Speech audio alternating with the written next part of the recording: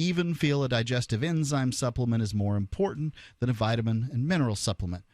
But with Whole Food Multi-Complete, you don't have to decide between the two. Whole Food Multi-Complete includes both vitamins and minerals and digestive enzymes in a single product. Not only that, they include 5 other classes of nutrients, with a total of 54 nutrients. That's classes versus how many nutrients there are. For 15 years, Whole Food Multi-Complete has combined digestive enzymes, minerals, vitamins, probiotics, antioxidants, herbal immune support, and more, all into a single product. They are the only one that does a 7-in-1 product, so they're making thousands of people healthier while saving them thousands of dollars. You can be one of them, like I am. I lost some weight on it, too. They mentioned the weight management. 30% off with coupon code FTL. That'll get you basically cost. It'll get your first order at cost if you use coupon code FTL. And if you order $60 or more, it's free shipping. Head on over right now and just go ahead and do it, because what you're using isn't as good, and it certainly isn't as low cost. SimplifyMySupplements.com. Well, I guess if it is as good, it is not as low cost. Right, and I even, just for comparison's sake, compared the ingredients in the Whole Food Multi-Complete with all of the vitamins that I have in my little vitamin bag, and it doesn't even compare. Blows them out of the water, huh? Yeah, and I've got a multivitamin, vitamin C, vitamin D, a bunch of stuff, and just the number of things and the amount in the Whole Food Multi-Complete just does, what I had in my vitamin bag does not compare. SimplifyMySupplements.com. Let's go to Ben. He's in Canada on the amp lines. Hello, Ben. Hi. I have to side with Mark on the whole libertarian minarchist voluntarist term issue, because I think dealing with so many people that don't really like political labeling in general, they more focus on what ideas are presented to them and not just the names or the labels. And I think talking about those kind of things are a bit frivolous, and saying, oh, this person is not a true libertarian. Let's bring people into the movement by playing semantic games and yelling at each other about it. Yeah, that's kind of where I sit on it. People are welcome to come into the movement. I'd like to just point this out. How can they if you won't label them that? People are welcome to come into the movement. They can label themselves whatever they want to. They're going to call themselves libertarians. But I'm going to say, no, if you're not. You're not a libertarian. If you're not taking a libertarian position, Who's you're not the one yelling right now? You're not a libertarian. I'm only mimicking him. And the people. I wasn't doing that. You're adamant.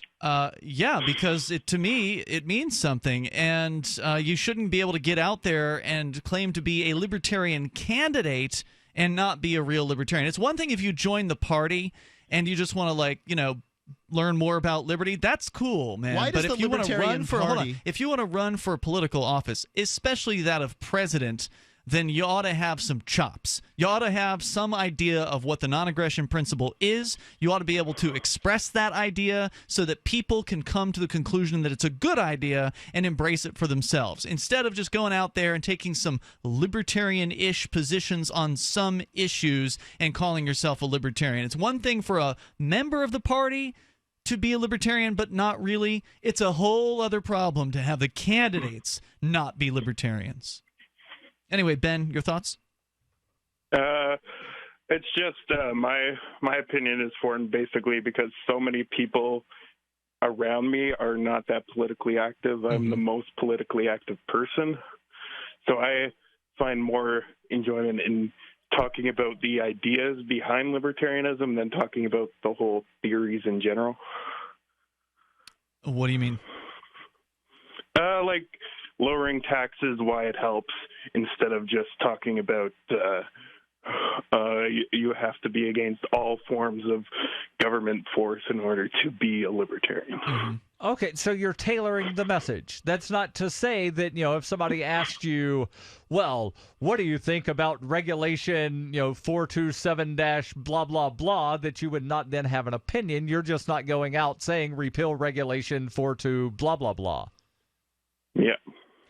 I think That's exactly. It's telling that the Libertarian Party has a radical caucus, like what they call the Libertarian Caucus in the Libertarian Party. Yeah, it tells you that the Libertarian Party's been infiltrated by a bunch of conservatives who've been trying to take it over for decades. At the same time, you use as your yardstick for what defines a libertarian a pledge that is for the party, not the dictionary definition, not the definition used widely, not the etymological definition, simply the definition that comes from the party that doesn't have that's radical. It's a good definition. Does it? I agree with you. I like it. So why not use it? Well, I think it defines the libertarian position, which is what we should aspire to teach everyone who claims to be a libertarian. So where's the disagreement? The disagreement is that Ian says, you can't be a libertarian unless you agree with me on everything. I didn't say that. That's what your position sounds like. You can call yourself whatever you want.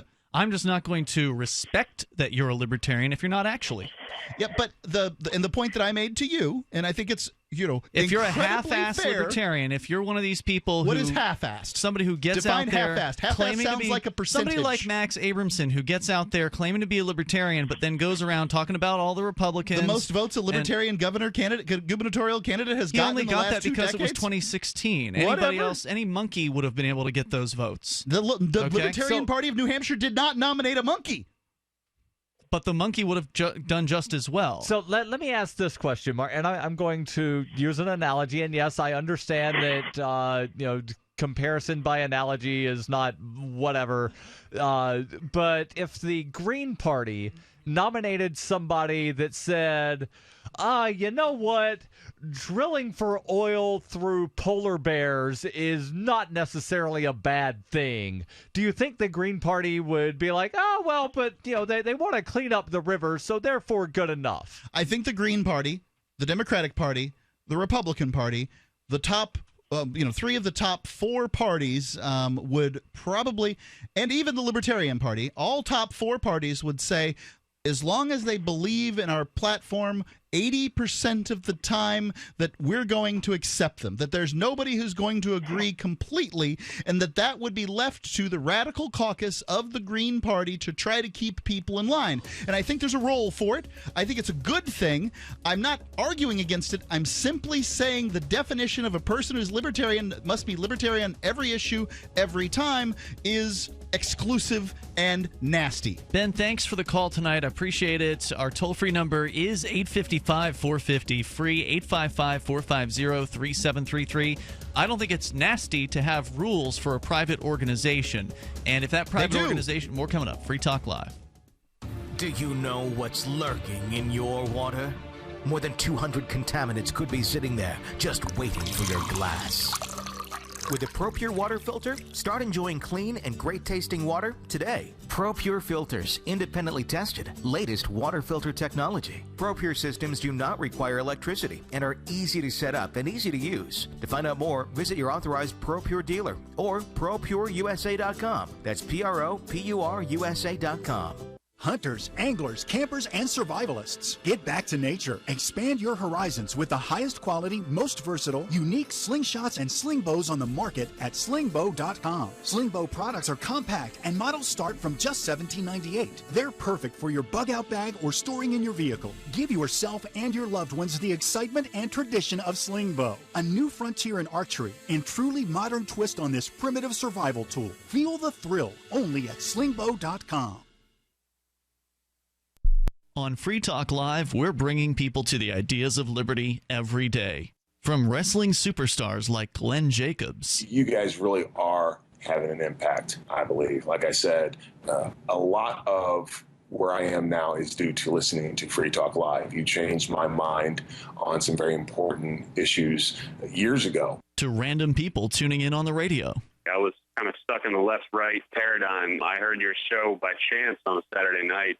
From there, I went on, joined the Free State Project, and become an amplifier. So, I mean, that's really the reason why I amp is because I know that if it wasn't for you guys being on as many stations as you are, I never would have found the ideas of liberty. Your amp will directly change more lives by getting Free Talk Live in front of people looking for talk radio online and on the air.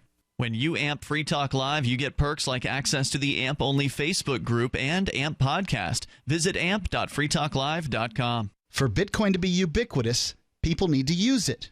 For people to use it, they must have it. How can we get Bitcoin into more hands? Tipping. What if you could include a bonus Bitcoin tip along with your regular tip to a server? What if that Bitcoin tip returned to you if unclaimed after 30 days? An attractive business card Bitcoin tip that's easily claimed, gives instructions on wallets and spending, and returns to the tipper if unused. Tip.freetalklive.com. Tip.freetalklive.com. You may already know about the Free Talk Live audio-on-demand phone line at 641-793-9660. Did you know that not only can you listen to Free Talk Live via your phone, you can also leave a message and have it delivered to Free Talk Live's hosts? To leave us your thoughts, just dial 641-793-9660. That's 641-793-9660. Press 2 for Free Talk Live, and then hit 0 to leave your message. Money, power, and respect are all yours at creditsuccesssecretsrevealed.com. Be seen as an industry leader. You can do it. The last application you filled out when it was time to hit submit, did your nerves spike? You didn't get the approval you seek, but there's a better way. We teach you exactly what to place into the right systems the right way the first time so you get approved. Get up to $100,000 in instant business credit. Many people will get cash on the spot. Use those two tools in your new corporate credit engine so you can walk into the bank and get your project funded today. It's all about today at creditsuccesssecretsrevealed.com. Credit Success Secrets Revealed is explosive and ignites instant results. Dial 1-800-707-8719. That's 1-800-707-8719. 1-800-707-8719. Or just go to creditsuccesssecretsrevealed.com. Do you love Twitter? Make sure you favorite the LRN.FM Twitter account so you can receive our tweets at twitter.lrn.fm. That's twitter.lrn.fm.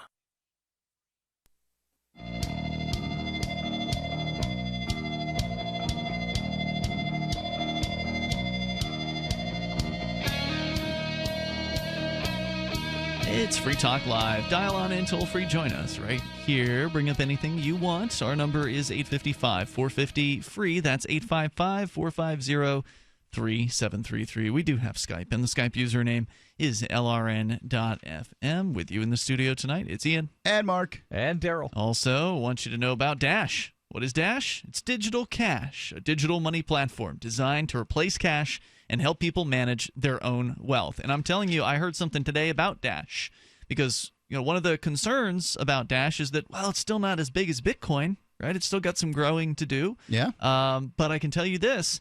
Jay Noon was here earlier. He took the night off. He's got a lot of work that he's doing elsewhere. But he was here earlier, and we were having a conversation. He told me there's a market day that happens out in, I think it was Manchester. Yes. Where liberty-minded folks come together. They offer their wares and services in a room, and, you know, they sell stuff to one another. He said most people were buying with Dash instead of Bitcoin. And I believe the exact statement was most of the vendors were accepting Dash, which is a different statement from most of the people were buying with Dash. Okay, I guess he doesn't know what people were buying with. But if vendors are accepting it, that suggests that there's a lot of people who want to use Dash because there's a zillion cryptocurrencies out there. You know, they could pick any of them. They picked Dash because people are getting tired, and he did suggest that people are getting tired of having to pay the Bitcoin fees. The Bitcoin fees have gotten out of control because Bitcoin's full. There's this conflict going on, which hopefully will be resolved at some point. But meanwhile, people are dealing with $+ fees. I mean, the average fee is like $1.50 or whatever. What did you pay as a fee a couple days ago when you bought that $2 soda? A lot. I paid like a $2 fee on that. It was crazy. But I'm a zealot, so that's why I was using. That's why I'll still use Bitcoin. But if I could have used Dash, I would have used Dash if that merchant had accepted Dash. In that case, the merchant only took Bitcoin. But he also took cash. But I didn't have any cash.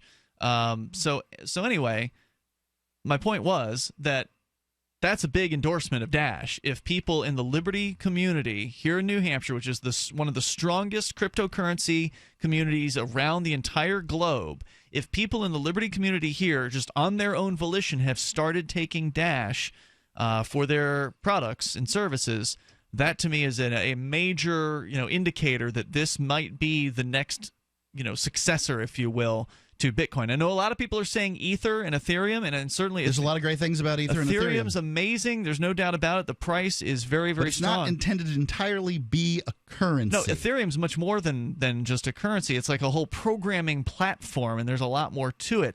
Dash is focused. They are digital cash. That's the space that they have entered. And more importantly, they are trotting out later on this year, an upgrade to their technology, which is intended to be so simple that your grandmother can use it. Really? It's the idea. That's the selling point. My grandmother's dead. Is this the Dash evolution thing? Yes, and I think that once that, it seems to me, as somebody who has spent a certain amount of time doing cryptocurrency speculation, that once that comes out, that you're, going to see a dramatic rise in the value of. Could be a game Dash. changer. It could be. Anyway, Dash is fast, private, and easy. Fees are low, which is a big reason why a lot of people are using it instead of Bitcoin.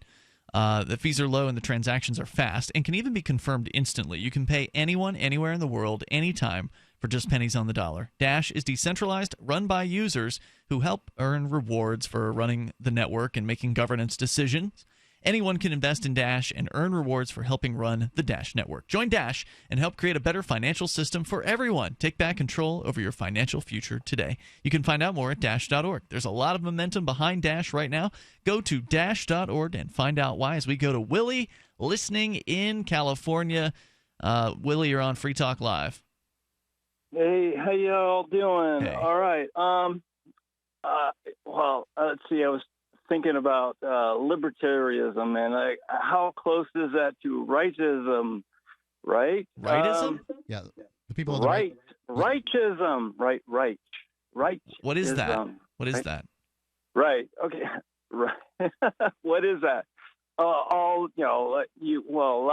If you're righteous, you would think that you do all that is good, right? Yes. That's righteousness. Okay.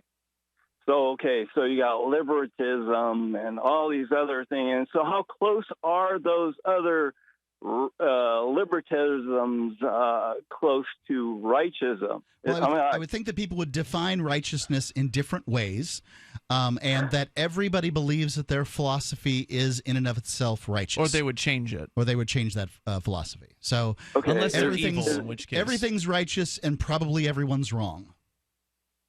Right. And so what is good, right, is we have no idea. What do you think that, good right? is?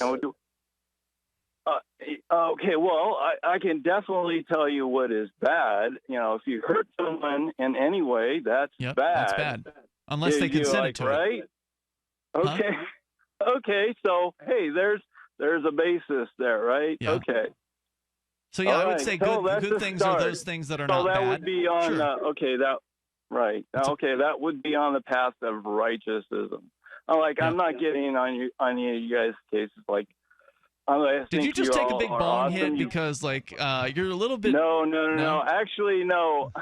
I'm not against. It's okay. It's okay. I'm not. If you did. Right. Yeah, I'm not against it at all. Okay. Right. You just sound a little spacey, dude. And what's the point you're trying to drive at no, here? actually, I have that mellow. I have that mellowness about me from day one. Some reason. So I do have that.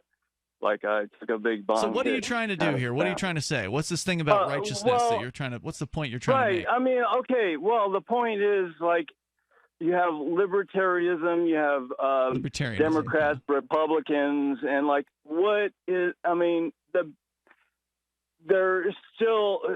There's so much wrong in a lot of these. Basically. A lot of these parties just think of themselves. Yeah, that's pretty typical with political parties. They tend to be they tend to attract politicians, and those politicians are in love with themselves for the most part. Right. Yeah. Right, but what would be the point of the Libertarian Party existing if they were going to promote communism or the Green Party or Republicans? That's kind of the point of parties existing. All right, libertarianism would mean that there's a lot of freedom, I suppose. Okay, that's a step in the right direction. Yeah, you're kind of close there. Yeah, right. Yeah. I would think. Okay. Sure. And all right, so how is that different from Democrat or Republican, right? Okay, are you really are you asking that question, or are you? Sure. Darryl, you're the chairman of the Libertarian Party of New Hampshire. Would you like to field the question? This is a good question. It's a good introductory question. And by the way, the term is libertarianism, not libertarism or whatever. But just to clarify, what is the difference between the Libertarians and the Democrats and the Republicans politically? How much time do I have? Less than a minute. I'll give the short answer. Republicans and Democrats, basically their only main driving force is we're not the other guy. And Republicans will support basically anything that Democrats oppose, and Democrats will support anything that Republicans oppose, unless it's one of those issues where they wind up happening to agree, and that's generally on growing the size, scope, and power of governments. Sorry to interrupt, but doesn't that run us all into circles, really? Right? I mean, you oppose the other guy. It may be, okay, if we're going to go on the righteous, it got to be a righteous party, right? I mean, like everything that is actually good for everyone, right? But that's the thing. Not everything is good for everyone. And not everybody agrees. But, I mean, right. Okay, buddy, whether you're gay, straight, or whatever, you have a right to live. I think you do have a right to be left alone, whether you're gay or whatever you are. We're going to have to say thank you, Willie, for the call tonight. It was a little disjointed and confusing, but Nelson. Willie Nelson. No, I don't think so. It didn't sound that old. We're coming up here. You think you're always on his mind? It's Free Talk Live, 855-450 free. Free Talk Live. This is Ed Lukasevic. And Cindy Lukasevic at Dinovite. This year, whenever you order a 90-day supply of Dinovite for your dog, we'll send you a free sample of one of the other doggy things we make. Like Liquid Chops, Super Mega Fish Oil, or Doggo Suds Shampoo. What's on your dog's wish list?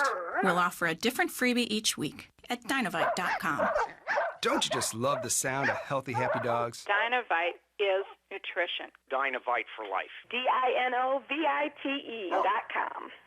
Attention business owners and independent contractors. This is a money-saving message from Tax Mediation Services. If your business owes $20,000 or more in taxes, we can help you today, right now. Listen, dealing with the IRS is no picnic. It's an intimidating and extremely stressful process, and you don't want to go it alone. Our attorneys know every law, every tax break, and every possible opportunity to help you resolve and reduce your tax debt. And if you owe more than $20,000, you may be at the top of their hit list. So don't take your tax debt lightly, because it will not go away on its own. The IRS can seize your bank accounts, your home, and even shut down your business. Call our tax experts today at 1-800-765-9681 and let us deal with the IRS while you focus on your business. That's 1-800-765-9681. Again, that's 800-765-9681.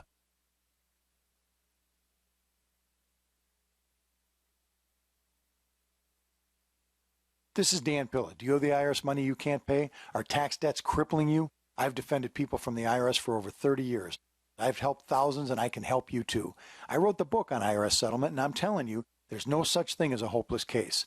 Call 800-34-NO-TAX to finally get free of IRS debt. With the IRS's new programs, there's never been a better time to solve your problem. Call 800-34-NO-TAX. That's 800. Understanding your credit score is the first step towards managing and improving it. This is Charlie Sundstrom with your Van Dyke Mortgage Minute. The most influential component of your credit score is your payment history. Almost equally as important is the amount you owe on credit accounts. Also impacting your score, but to a lesser degree, are the length of time you've utilized your credit, the number of new accounts, credit inquiries, and your various types of credit accounts. To help achieve or maintain a healthy credit score, have a system set up to assure your bills are always paid on time. Don't max out your cards. It's better to have a high credit limit with a low balance. Never close old accounts. The age of these can actually help your credit score. But don't be afraid to use your credit. You need several accounts in order to have a credit score. Just keep the corresponding payments within your means. For your mortgage pre-approval and refi needs, start by visiting VanDykeMortgage.com. Corporate NMLS 3035. Van Dyke Mortgage is an equal housing lender. Charlie Sundstrom, NMLS 134251. There are lots of ways to listen to Free Talk Live. Our podcast has been around since podcasts began, and now the FTL feed is loaded with content besides our full show archives. Did you know that we make it easy for you to customize your podcast subscriptions? We have different feeds, one that includes only our full shows, one with just the Daily Digest, and one with just the Edgington Post. You decide what you listen to. It's quick and easy to customize your feeds at feeds.freetalklive.com. That's feeds.freetalklive.com. We've all heard about blockchain assets like Dogecoin, Ether, and Ripple. Bitcoin isn't the only player in the blockchain game any longer. And for those of us wondering how to get our hands on these digital assets, finally, there's a solution. Shapeshift.io allows you to buy and sell between your digital assets and Bitcoin instantly between your own digital wallets. I've used it with ease. Shapeshift.io. There's no account or email address needed. You send them the crypto you want to sell. They send back the crypto you want to buy. It's that easy. Shapeshift.io. If you enjoy LRN.FM, please contribute to your favorite shows via their websites and become an amplifier at amp.lrn.fm. That's amp.lrn.fm.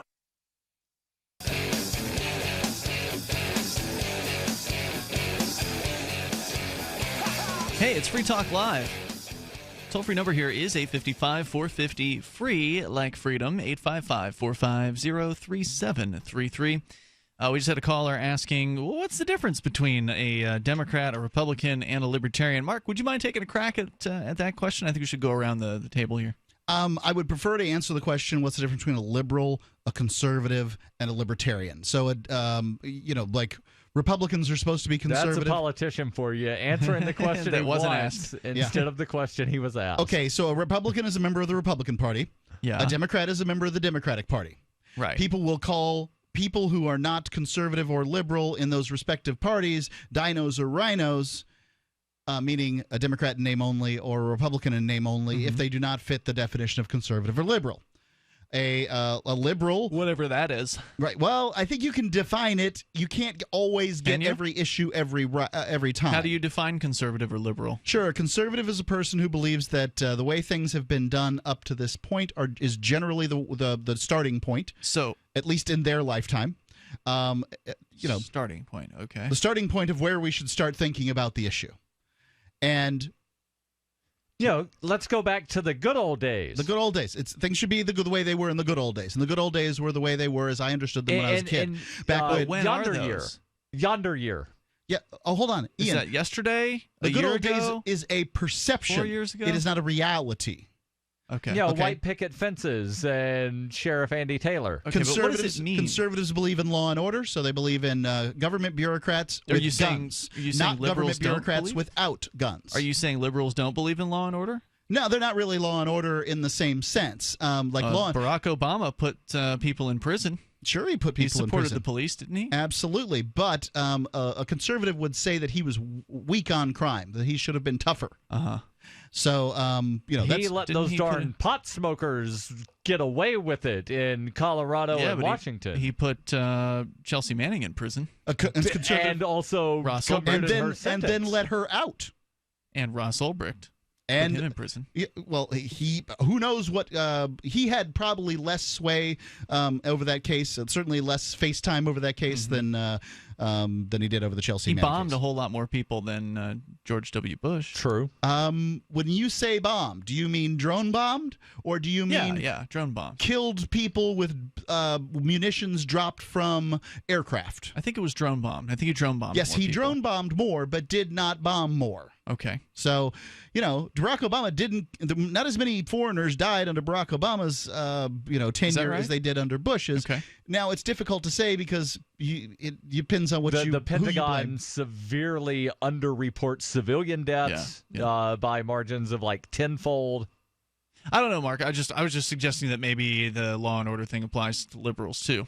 I don't think that the liberals are generally as law and order. And what I mean, still passing laws and they still support the police. But I get where you're coming from. I mean, it's a claim. They're not as authoritarian. How's that? I'm using the term law and order to mean authoritarian. I think they're plenty authoritarian. They're weak on the issue because they run from it. Republican will say, "You're damn right. If you don't pay your taxes, I want to see you put under the jail. I hope they shoot you in the head, you stinking commie." Whereas the liberal will say, "Look, the government isn't an organization of force or violence. We, of course, have to have police to maintain order, but I would prefer to see you pay your taxes voluntarily." And we'll let you have some of your civil liberties that the Republicans don't like. All so right. that's why the Republicans tend to see Democrats as weak on crime. Gotcha. All right. Okay, you want another feature of what? I was just asking you. You were saying that. Go ahead.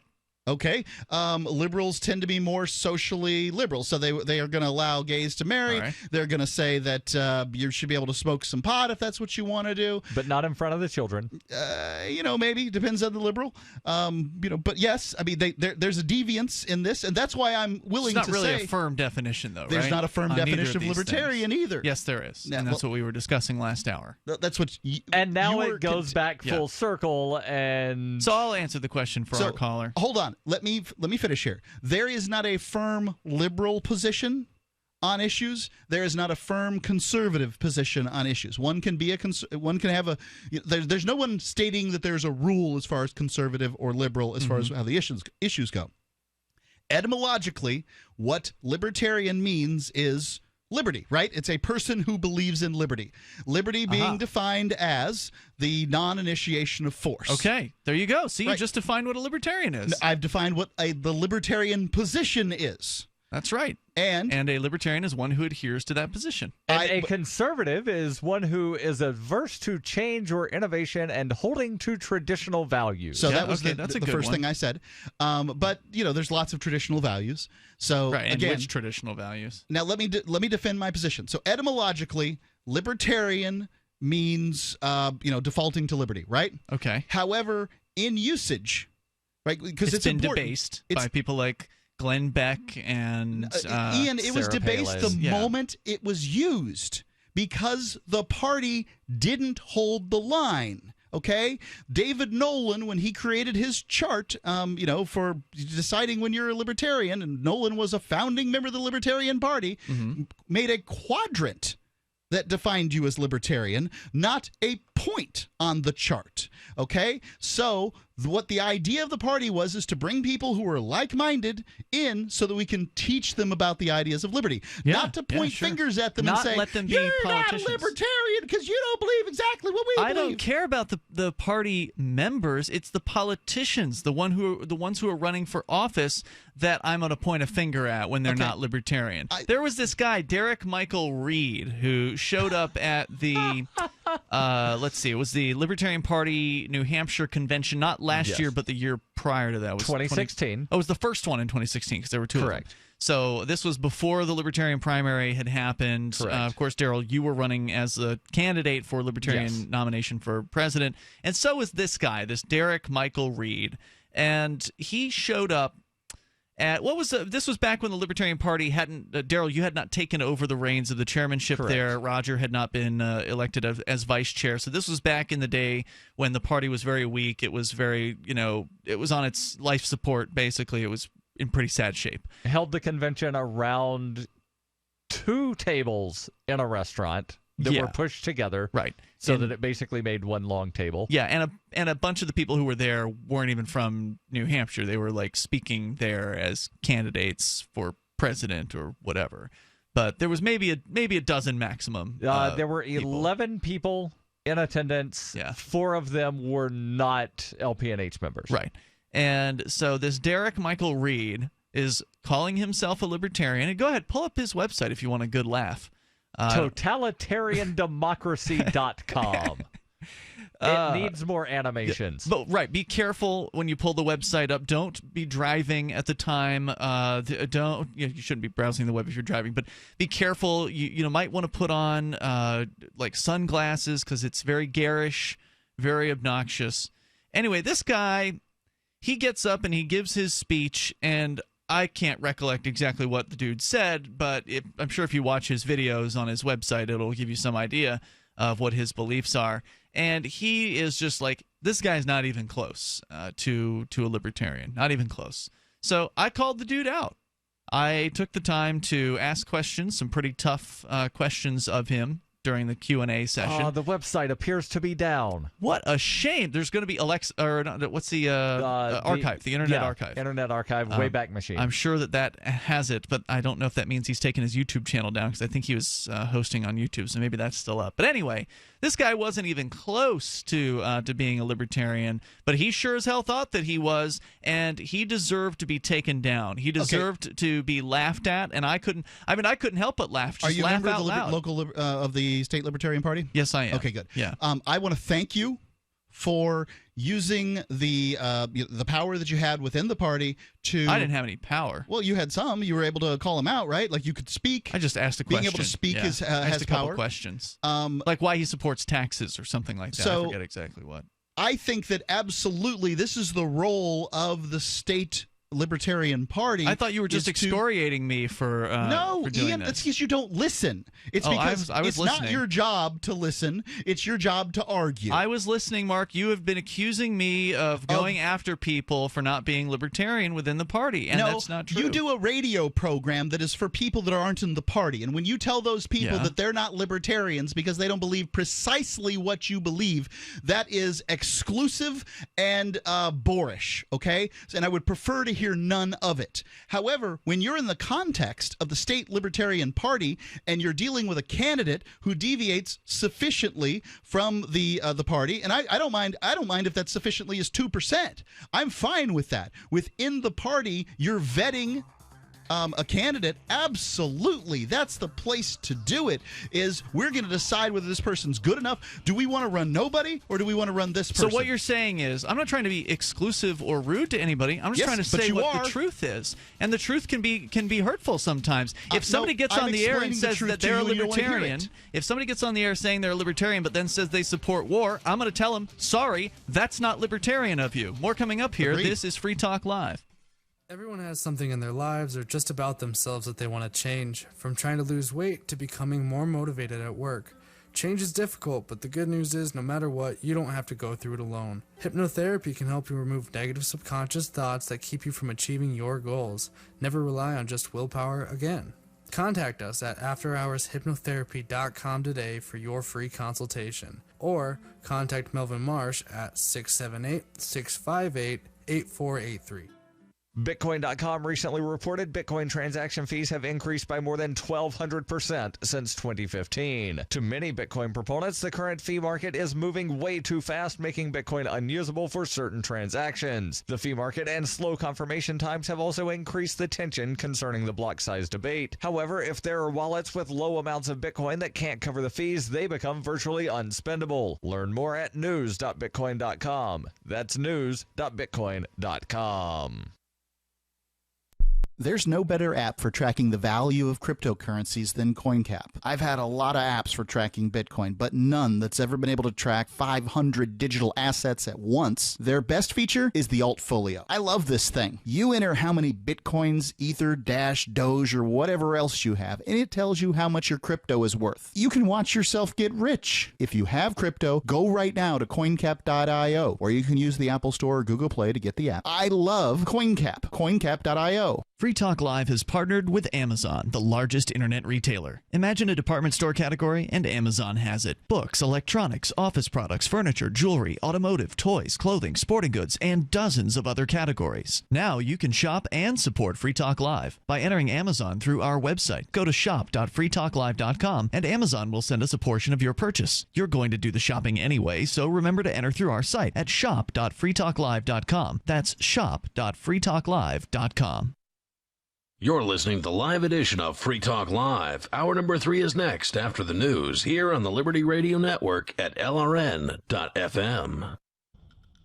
From Keene in the Shire, the Liberty Media capital of the world, this is Darryl W. Perry, host of FPP Radio News for Wednesday, May 24th, 2017. Silver is trading at $17.08 per ounce. Gold is valued at $1,252 per ounce. Bitcoin is trading at 2.5 cents, and the average price of Bitcoin is $2,364. Antiwar.com reports the U.S. has made a big deal of publicly opposing Kurdish independence in Iraq since the 2003 invasion and occupation of the country, but Defense Intelligence Agency Chief Lieutenant General Vincent Stewart says independence is a matter of not if, but when for the Kurds. The Kurds are, of course, planning a referendum towards independence in October, one which is likely to be overwhelmingly supported. Stewart, however, warns that successful independence hinges on the Kurdish leadership reaching an understanding with the Baghdad government. That's unlikely to happen as the Shiite-dominated central government is heavily dependent on oil revenue coming out of Kurdish territory and will almost certainly reject any effort to separate the Kurdish land so long as it means losing their oil. It's been expected that the war against the Islamic State could give way to yet another civil war in Iraq over Kurdistan. Direct U.S. armament of the Kurdish Peshmerga means they are now a very formidable fighting force and might believe they can secede outright even without Baghdad's blessing. For nearly 40 years, Roberts & Roberts Brokerage has been a trusted source for buying and selling precious metals like gold and silver. Call Roberts & Roberts today for knowledgeable advice on buying and selling precious metals and a forward-thinking approach to new technologies. 800-874-9760 or visit online at rrbi.co. UPI reports rideshare company Uber said on Tuesday it will repay a number of drivers in the New York City area after it became known that they were underpaid for their work. In a review of the payroll, Uber acknowledged what amounts to a multi-million-dollar mistake. The company said it accidentally took too big of a cut out of drivers' income following a 2014 agreement. In a statement on Tuesday, Rachel Holt, Uber's chief of U.S. operations, said, "We are committed to paying every driver every penny they are owed, plus interest, as quickly as possible. We're working hard to regain driver trust, and that means being transparent, sticking to our word, and making the Uber experience better from end to end." Uber said the average amount returned to drivers will be about $900. All told, the error could cost the company about $45 million. Uber said tens of thousands of drivers were affected by the mistake. There are more than 50,000 Uber drivers in the New York City area. You can support FPP Radio by shopping online. Every purchase you make from one of my affiliates at shop.fppradio.com helps fund FPP Radio. That's shop.fppradio.com. Reuters reports a federal appeals court on Tuesday revived a Wikipedia lawsuit that challenges an NSA program of mass online surveillance and claims that the government unconstitutionally invades people's privacy rights. The Fourth U.S. Circuit Court of Appeals in Richmond, Virginia ruled 3-0 that the Wikimedia Foundation, which hosts the Wikipedia Online Encyclopedia, had a legal right to challenge the government's upstream surveillance program. The decision could make it easier for people to learn whether authorities have spied on them through upstream, which involves bulk searches of international communications within the Internet's backbone of cables, switches, and routers. Upstream's existence was revealed in leaks by former NSA contractor Edward Snowden in 2013. Lawyers for the Wikimedia Foundation and 8 other plaintiffs, including Amnesty International USA and Human Rights Watch, with more than 1 trillion international communications annually, argued the surveillance violated the right to privacy, free expression, and association. The DOJ countered that the Foreign Intelligence Surveillance Act had authorized Upstream's review of communications between Americans and foreign targets. In October 2015, U.S. District Judge T.S. Ellis III in Baltimore dismissed the lawsuit, finding a lack of evidence that the NSA was conducting surveillance at full throttle. Writing for the appeals court panel, however, Circuit Judge Albert Diaz found nothing speculative about the Wikimedia Foundation's claims. Diaz said the NSA interception and copying of communication showed an invasion of a legally protected interest, the Fourth Amendment right to be free from unreasonable searches and seizures. Diaz said the Wikimedia Foundation could also pursue its First Amendment claims because it had self-censored some communications in response to the upstream surveillance. By a 2-1 vote, the same panel also ruled that the plaintiffs lack standing to challenge the NSA's alleged dragnet to intercept substantially all text-based communications to and from the United States while conducting upstream surveillance.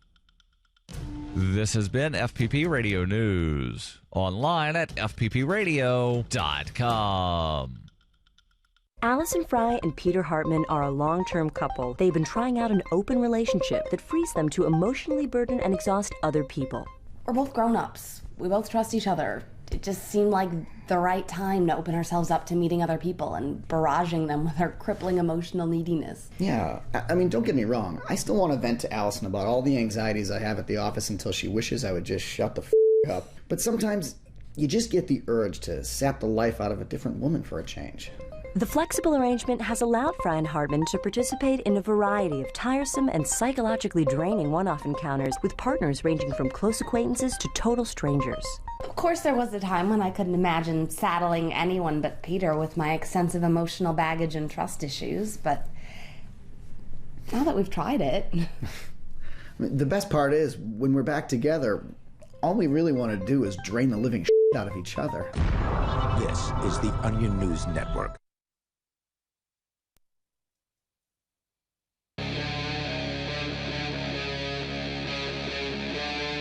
Free Talk Live.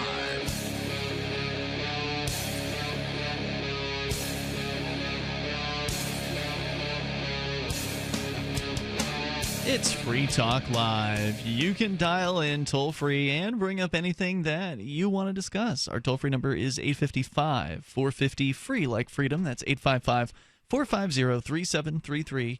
And we do have Skype as well. The Skype username here is LRN.FM. Joining you in the studio tonight, it's Ian. And Mark. And Darryl. An amazing day, an amazing week, an amazing several months for Bitcoin, as the price right now, according to one exchange, I don't have the Bitcoin average price in front of me, but Bitstamps exchange at $2,458 per Bitcoin. So not only has Bitcoin been just incredibly successful overall throughout its 8+ years in existence, it is also... It's been having some trouble. There's been some difficulty behind the scenes. The average price, according to Bitcoin Average, $2,448. Worldwide. That is the worldwide global average. Great website to check out for that. So anyway, Bitcoin, incredibly successful by all metrics. I mean, it is the world's first cryptocurrency. There have since Bitcoin become thousands of competitors. But Bitcoin has done a pretty good job of maintaining its market share until recently. It had been at like 85 to 95% for a long time, and then this year it started just like 2 or 3 months ago. It started to drop from 85%. It's now down below 50%, meaning that Bitcoin is no longer the lion's share of all of the cryptocurrencies combined together. It's still the biggest, with about a $40 billion market cap right now, I believe. That was what it was. It was close to that. It was like $38 billion, meaning that that's the total value based in dollars of all of the Bitcoin in circulation in the world at this time. So, I mean, it's an incredible success story. There are, of course, many people who were very, very wise in the beginning who bought Bitcoin when it was cheap, and now they are multi-billionaires. And just a couple of days ago, we celebrated Bitcoin Pizza Day. Yeah. And there was an article that came out saying if you would have bought $100 worth of Bitcoin 7 years ago, that would now be worth, I think it was like $72 million US. Yes, and so obviously a lot of people kick themselves and say, oh, well, I should have got in then. It's too late now. But maybe it's not too late now. Maybe we're still on the low end of what Bitcoin... Bitcoin's gone up like 20% in the last 4 days. Yeah. I mean, if you thought that Microsoft stock was going to go up 20% the next week, would you get in? Well, you don't know, obviously, what's going to happen. I don't know what's going in. Yeah. But it could go down tomorrow. The notion that somehow Bitcoin... These get-rich-quick Americans and their idea that, well, my money's got to go up 10,000 times in order for me to be worth me doing. No, that's not the way investment works. You got to put savings away, and I'm not saying all your savings should be in cryptocurrency by any stretch of the imagination. However, if you would have done that 5 years ago, you'd probably be pretty wealthy. Yep. And I don't know what's going to happen tomorrow in the cryptocurrency world. I wouldn't claim that, but you need to be putting money away. You need to be putting it away in a way that is going to increase in value. Historically, it looks like cryptocurrencies have done pretty well. Some of them are certainly scams, pump and dumps, and Ponzi schemes and all those things. On Free Talk Bitcoin Live, is not a you scam. have never heard us talk about one of those unless we've yet used the term scam, pump and dump, or whatever with it, because we don't endorse what we don't believe in. Yep, that's true. And Bitcoin is not a scam. It is not a pump and dump. It is the number one cryptocurrency still, even though it doesn't dominate completely the market like it used to. And so we were really concerned with the future of Bitcoin. We've been talking a lot about the ongoing civil war that's been happening behind the scenes, geek war, if you will, between two very distinct sides of the Bitcoin community who have been in a bitter argument with one another for years now. It's been going on. We just became aware of it really heavily within the last year or so. Right. But it's been going on at the programmer level and the extreme geek level and for a few years. I do remember something about 2, maybe 3 years ago, to where the discussion was, at some point we're going to need to address X. Mm-hmm. And, there were a few proposals back then that I don't think are any of the proposals now, but there seems to have been some kind of agreement, a truce, if you will. Something has happened. It appears as though the big players in Bitcoin, and those are the miners. The miners are the ones who ultimately decide what goes forward as far as these different proposals. So for a while now, there have been warring sides on these two different proposals, one called Segregated Witness, the other called Bitcoin Unlimited or Emergent Consensus. And so the question is, should Bitcoin increase its block size to allow for more transactions per minute to be in the system, because it's clogged right now? There's each block, this is sort of what's going on behind the scenes in the blockchain, which is essentially a distributed ledger that is the guts of the Bitcoin operation. Basically, that's one of the things that makes Bitcoin special. That as these new blocks are mined, they're filled with these transactions, and there's so many transactions that want to get into these blocks that they are bidding against one another and pushing the fees up, the cost of sending a Bitcoin transaction, which used to be negligible. It used to be nothing, next or near to nothing. You used to actually be able to send it for nothing. You used to be able to do that. It made me angry when I couldn't. Yeah, and then for a long time it was just a couple pennies. And now it's like $1.50 or $2 or whatever, which and it's could still be denominated in pennies. It's just a lot very of pennies. large amount Many more of pennies. Yeah, it's insane, and it's killed off microtransactions. It's killed off small businesses. You can't have microtransactions are incredibly important, because what the notion was is that you'd be able to load up your browser with some cryptocurrency and then sort of people's articles or music, or throw them 5 cents, 10 cents, video or whatever it was. Right. In the process of liking, you would choose a denomination ahead of time. Maybe it was a dime, maybe it was a nickel, maybe you're a big spender and it was a quarter, right? Yeah. But you just toss this at them, and I'll grant you, like a penny isn't worth bending over and picking up. But when people throw 10,000 of them, if you got 10,000 people throwing you a quarter, right? Then that's pretty good. Then you've done something really awesome. If you have 10 people throw you a quarter, that's 10 more quarters than you had before anybody threw you. You're not going to anything. make a living making videos for $2.50 though. So all I'm saying I is, never said that you could make a living. I'm just saying microtransactions were an idea that people would be able to be content creators on the internet, and people would be able to be small-time patrons of those people. And the thing was, you can't do that with the traditional money systems. That's one of the things that made Bitcoin special. Because credit cards, you couldn't do it. Credit card, PayPal. If you want to do a PayPal transaction, they're going to knock 30 cents off for themselves, and 2.9%. Correct. So, you can't send less than 50 cents with PayPal, basically, or the person gets almost none of it. Even out of $1, they're getting only 2/3 of it, or whatever, less than 2/3 of it. So you can't send a quarter on PayPal. You just can't do it. Right. But with Bitcoin, you used to be able to. No more. So that's one of the problems. The classic example of something that's a little more realistic for somebody, like a real life application. There was someone who modified a vending machine. Somebody who I think Ernie Hancock knows from Freedom's Phoenix. They brought a vending machine to one of the Freedom Festivals here in New Hampshire a few years ago, and you could go to this vending machine and order yourself, a pack of smokes, or you could a whole variety of things. Whatever was in there. They had bullets. They had silver sewing kits. They had off spray. But like a pack of Cheetos, your typical vending machine, which you used to be able to do with Bitcoin, that can't be done anymore. Nobody's going to go and pay $1.50 on top of a 75-cent pack of chips. So Bitcoin's broken basically behind the scenes. It's still working, day to day, but you have to pay through the nose to get your transaction through. And so finally, apparently at this consensus event that happened over the last few days. It was Monday. So was it just a one day? I felt like it was more than one day. But the news story is about something that happened on Monday. Yeah, because Eric Voorhees from Shapeshift.io presented something on Saturday. So I think it was like a full weekend event. There's a big deal that's coming out of this consensus. We'll tell you about it coming up here on Free Talk Live. Message and data rates may apply.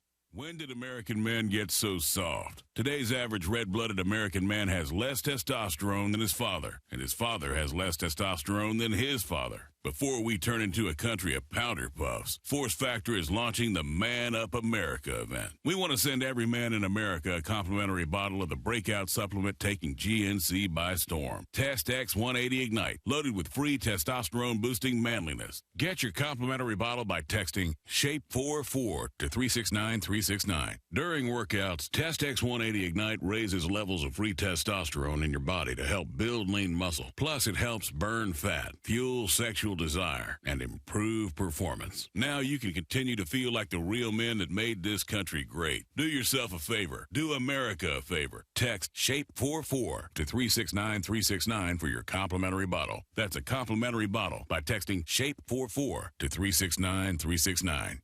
Homeowners have much more to worry about than just making their mortgage payment. One of our biggest expenses can be when unexpected repair bills hit us at home. Can you afford to repair or replace your home heating system? What about when your air conditioning stops working this summer, or worse, a major plumbing problem or large appliance that just stops working? Well, with National Home, you can say goodbye to repair bills. That's right, if you own a home, you could stop paying for these costly repairs. Best of all, call now to get your home protected and 1 month of repair coverage for free. Just call 800-887-3022.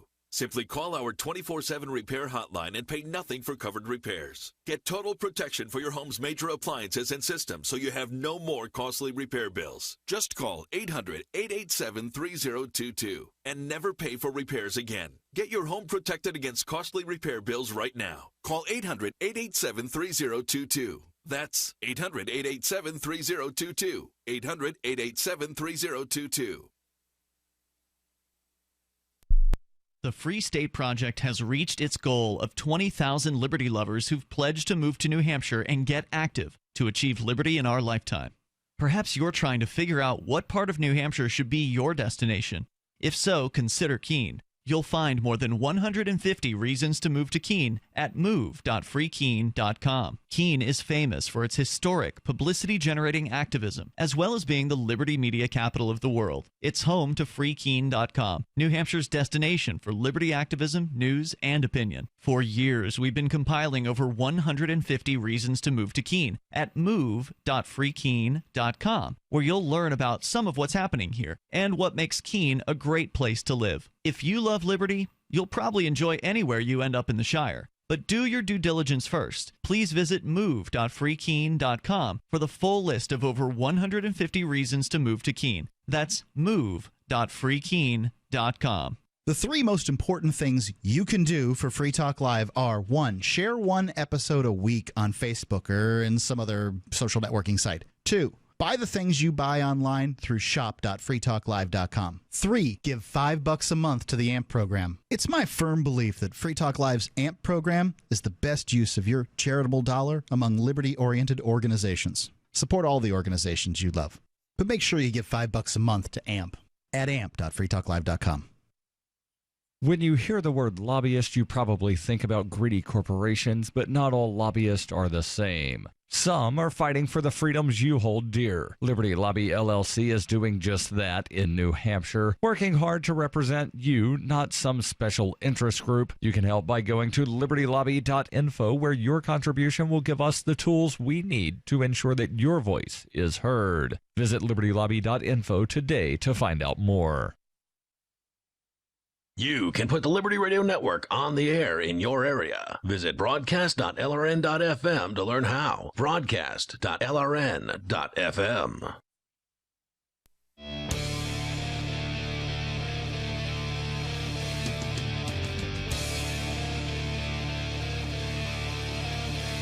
Free Talk Live. You dial in toll free, you bring up whatever you want here. Our number is 855-450-FREE. Like freedom, 855-450-3733.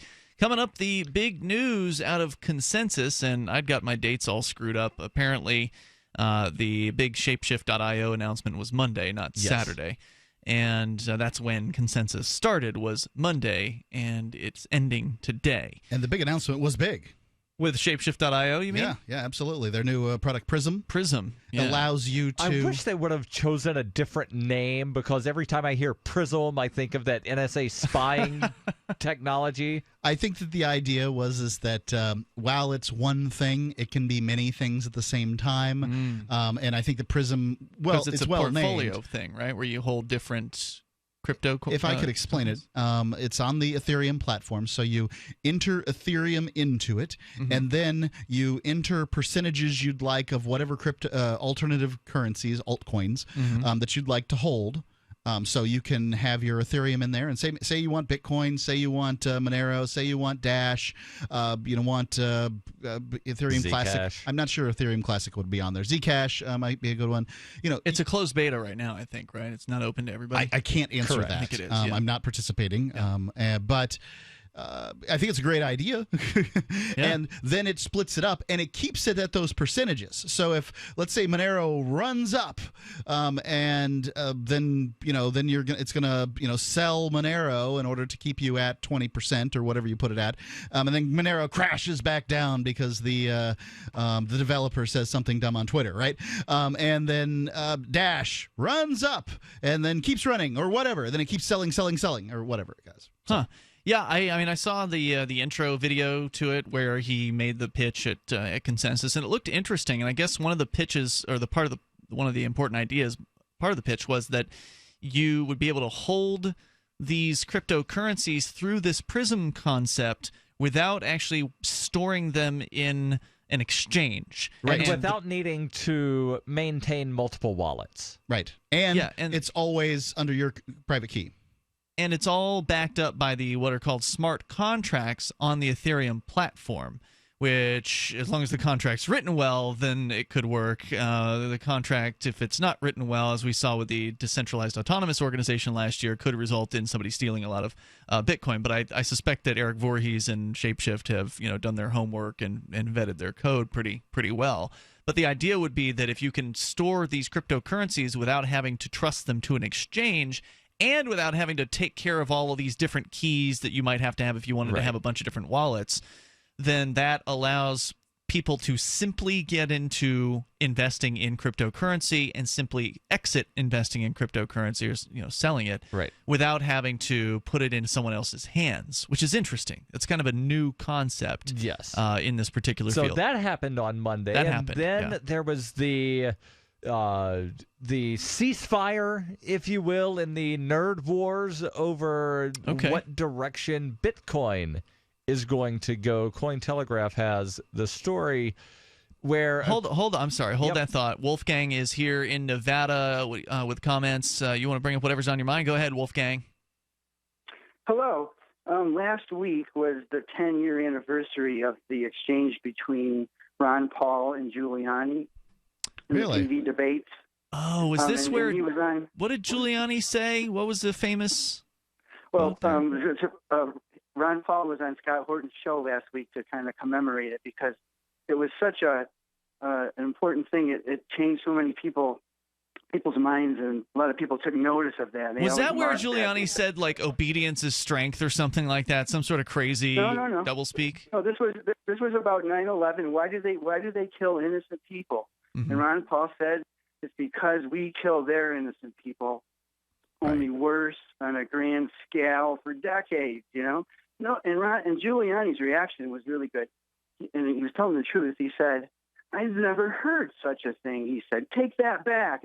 Take that back. I've never heard such a thing." The whole idea. I mean, it's so dehumanizing to people in the Middle East to think that, oh my God, they wouldn't react to having their mothers, daughters, children, sisters, brothers killed by American drones or service people or whatever, or to have dictators propped up in their country, because I mean there's these sheiks and fiefdoms in many cases are supported by the United States. They don't have a say over their government. Why? Not because the Saudis are strong, but because the Saudis get support from the United States government. But I think he was really telling the truth. He really hadn't ever considered the idea, and I think, like even today, when these things happen, you never hear this. It was on national TV and those debates, and it was such a shock to the whole system for such an idea to even be expressed. And I think it's remarkable. I don't really believe in divine intervention, but I think for that idea to get on national TV and so many people to take notice, it's like a miracle. How many people even have that once they hear that thought, can even digest it? It just bounces off them, Yeah, that's true. But that's why, we got to hit them over and over again with these ideas. And Ron Paul was a wonderful, and still is, a wonderful communicator of the ideas of liberty. And thank goodness that we had him, where he was and was able to deliver messages like, end the war on drugs and, all the really principled things that he said during his presidential campaigns, whether as a libertarian in 1988 or as a Republican in 2008 and 2012. The guy did a lot of good work at bringing new people into the ideas of liberty. So, Wolfgang, anything else you want to share tonight about that? Well, it's just that it's remarkable how there are so few people who will say that now, libertarians or Rand Paul. Ron Paul was always he was saying that we need to put ourselves in the shoes of the people of these other people. Like in South Carolina debate, he talked about the golden rule of foreign policy, and they booed him, all those Christians, It's like those ideas, if libertarians would lead with that and not hide it like they all do, but I think it's because they don't quite believe it themselves.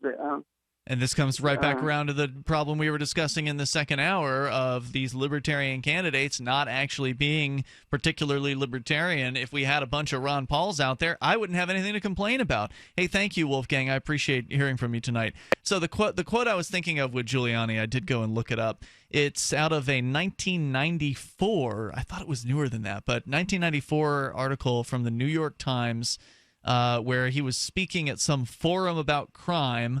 And the then mayor said, quote, "We look upon authority too often and focus over and over again for 30 or 40 or 50 years as if there's something wrong with authority. We see only the oppressive side of authority," said Giuliani. He said, "Maybe it comes out of our history and our background. What we don't see is that freedom is not a concept in which people can do anything they want and be anything they can be. Freedom is about authority. Freedom is about the willingness of every single human being to cede to lawful authority a great deal of discretion about what you do." It sounds like a speech given by Big Brother in 1984. Yeah. It really sounds like that. Yeah. Obedience is peace. Total doublespeak. Yeah, whatever it is. I mean, it's what it sounds like. Freedom is about authority. How crazy is that statement? It's Free Talk Live. Dateline, October 8, 2013. Tiffany Jenks is shot to death. A sinister murder in Oregon that is still unsolved and shrouded in mystery, yet no one seems to care. Are the Oregon police covering something up? Are Illuminati and the New World Order involved? Who really killed Tiffany Jenks? A story waiting to be told. A story that will not go away. Read all about it on Facebook at Tiffany Jenks Murder, spelled TIFFANYJENKS murder.com. TiffanyJenksMurder.com. Homeowners have much more to worry about than just making their mortgage payment. Can you afford to repair or replace your air conditioning when it stops working this summer? Or worse, a major plumbing problem? With National Home, you can say goodbye to repair bills. If you own a home, you could stop paying for these costly repairs. Best of all, call now to get 1 month of repair coverage for free. Get total protection for your home's major appliances and systems, so you have no more costly repair bills. Call 800-887-3022. That's 800-887-3022. 800-887-3022. This is Michael Dean from the Freedom Feens radio show. I've run websites since 1996 and have used over a dozen web hosts in that time. AgoristHosting.com is the only one that hasn't broken my heart. Agorist Hosting's uptime and service is stellar, and their DDoS mitigation is the best I've seen. That's important because if you tell the truth in this world, you'll ruffle feathers. And some people will try dirty tricks to silence your voice. No matter what the haters hit us with, Agorist Hosting keeps our websites online. If you have a mission-critical commercial presence or a world-changing activism site, you cannot tolerate any tomfoolery. So go with AgoristHosting.com. And if you want to get your foot in the door with decentralized marketplaces, Agorist Hosting is now offering Open Bazaar hosting. Go to agoristhosting.com, click on the button that says Get Hosted. Agorist Hosting, that's AGORIST hosting.com. Did you know that Free Aid is a mutual aid, educational, and networking organization? At Free Aid, we support volunteers who provide first aid. We do outreach to the public about health and safety, and we bring together medically skilled freedom lovers. Free Aid is made possible by your generous support. Donors can receive great gifts like first aid kits, t-shirts, silver dime cards, and hoodies. The Free Aid Silver Dime Card Project is sponsored in part by Roberts & Roberts Brokerage, Freedom's Phoenix, and Don't Tread on Meme. Visit fr33aid.com. Did you know you can watch Free Talk Live during our live shows 7 days a week from 7 to 10 p.m. Eastern via our studio cams at cam.freetalklive.com? Plus, you can chat with other listeners while you watch, all totally free. Now that our live video stream is hosted by YouTube, our video archives will be online even faster. So be sure to subscribe to our YouTube channel. Listen, watch, and chat all free at cam.freetalklive.com. That's cam.freetalklive.com. Hi, folks. In a world of GMO, genetically modified organisms, that is, chemicals, processed foods, and a healthcare system that's unraveling like a cheap suit, it's time to prepare. God created herbs, and herbs help man. Our body can heal itself, just sometimes we need assistance. You need some help? GetTheTea.com. That's GetTheTea.com. Our mild detox is quite powerful with its unique blend of 8 different herbs. And if you're looking for more, our non-GMO supplements will help you with different needs you might have. Health should be a top priority. Take care of your health naturally. Log on to GetTheTea.com. That's GetTheTea.com. Give your body a treat. Let the herbs do their thing naturally. Read all the testimonies on the website, GetTheTea.com. That's GetTheTea.com. Sickness and viruses are like intruders, and herbs are like warriors. Let the tea work for you. That's GetTheTea.com. You can connect with the Liberty Radio Network via our Facebook page at facebook.lrn.fm. That's facebook.lrn.fm.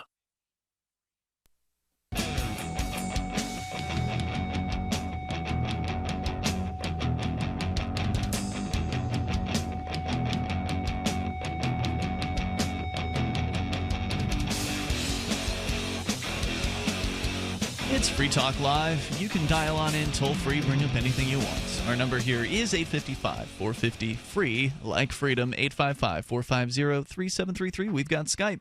So Skype on in here at username LRN.FM. We were talking about Bitcoin. We can tell you more about that, but if you want to get the latest on Bitcoin, head over to Bitcoin.com. They've been reporting on this Bitcoin geek war for a while over there, how the transaction fees have dramatically increased since 2015, more than 1,200%. since then, and this copy was written, a few months ago? I don't know what that number is right now. Yeah. I don't know if it's 2,000, 2,500. It's been crazy. To the Bitcoin proponents out there, the current fee market is moving way too fast. The fee market and slow confirmation times have increased the tension concerning the block size debate. And is that debate over? Well, we're going to tell you a little bit more about that coming up here. If there are wallets, though, right now with low amounts of Bitcoin that can't cover the fees, that Bitcoin's unspendable. And there are millions of dollars worth of Bitcoin that are in those very tiny little wallets that are unspendable at this point around the globe. You can learn more at news.bitcoin.com. You can do a lot more besides just get the news at bitcoin.com. You can learn about Bitcoin. You can play games with Bitcoin. You can discuss Bitcoin on their forum. It's uncensored. Go to news.bitcoin.com and get started over there as we go back to the story, or just now getting into the story about Bitcoin and this debate, this geek war that's been going on. You had a story that you wanted to share with us from Cointelegraph, Darryl. Yes, Cointelegraph on Monday reported that a number of leading players in the blockchain industry reached a consensus regarding the Bitcoin scaling solution. This break in the scaling debate stalemate is a new, highly significant boost for the Bitcoin ecosystem. They then mentioned several of the players involved. I believe Roger Ver was involved. Roger Ver is involved, as would be the owners of Digital Currency Group, Bitfury, Bitmain, and several others. They agreed to... Bitcoin.com. Yep. Already mentioned. Okay. Roger Ver of Bitcoin.com, along with several other I thought you were saying people. He was in charge of Bitfury. No. It didn't I sound said as well as the owners of. All right. They have agreed to collectively enable the SegWit proposal for Bitcoin scaling. Which is what people had said Roger would never do. The people who were on the other side. So I don't know where they sides. get that from. He came on the air with us and said he would. He said that it was implementable. Right. He didn't say he would do it. He just said they could do it, but that it wasn't important enough to do right now. So clearly, Roger has been persuaded to come to the table and negotiate on this. Anyway. I mean, Roger's a businessman. Businessmen negotiate. Good. What I've seen, what I have seen is the negotiations don't go on the other side. It's like, this is the right way to do it. You do it the right way, we're going to scream louder on Facebook. Yeah. It's pathetic. So the article says that the SegWit will be implemented, quote, effective immediately. Really? Additionally, I thought they had to get to like 80% or something. That's from and we had pulled up the Bitcoin scaling agreement that says they will activate SegWit at an 80% threshold, signaling at bit 4, and I don't know what that means. But if you were to go to CoinDance, so there's a website called coin.dance/blocks that shows you what the miners are supporting as far as segregated witness or emergent consensus, and right now there hasn't really been an increase on either one of them since this decision was made. So we don't know how long it's going to take to put this into play. Right. They are saying that they would need to activate the 2 megabyte hard fork within 6 months. And you're saying and that's the next part that I was going to get to. But you're saying segregated witness is going to be activated immediately? That's what Cointelegraph reports. Because so previously the claim was that segregated witness would happen at 95%. Now they're saying it's going to be an 80% thing. That's what the agreement says. Right. And Cointelegraph is reporting it as effective immediately. So maybe effective immediately they're working towards the 80%? Well, and according to... Because you have to remember, journalists a lot of times will summarize things and sometimes not get it right very accurately. But the statement from Medium.com comes directly from the people who signed this consensus. That's the Bitcoin scaling agreement with the Digital Currency Group. They are 56 companies located in 21 countries. They represent 83.28% of hashing power. So they have a supermajority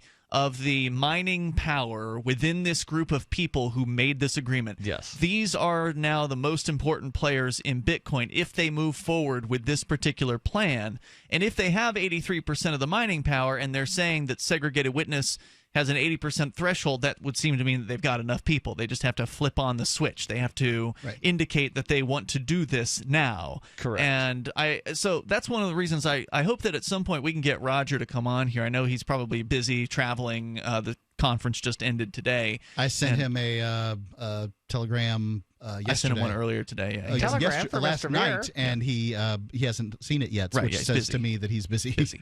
I'm sure we'll be able to get him on to explain better what some of the technical aspects of this mean, because none of us here are Bitcoin miners. We're not technically engineers of Bitcoin, but this is sounding pretty good, Darryl. Right. So in addition to implementing SegWit, they will work towards what they're claiming here on Cointelegraph would be, quote, another hard fork, which will enable the increase of the block size to 2 megabytes as opposed within to 6 the months. Current limit of 1.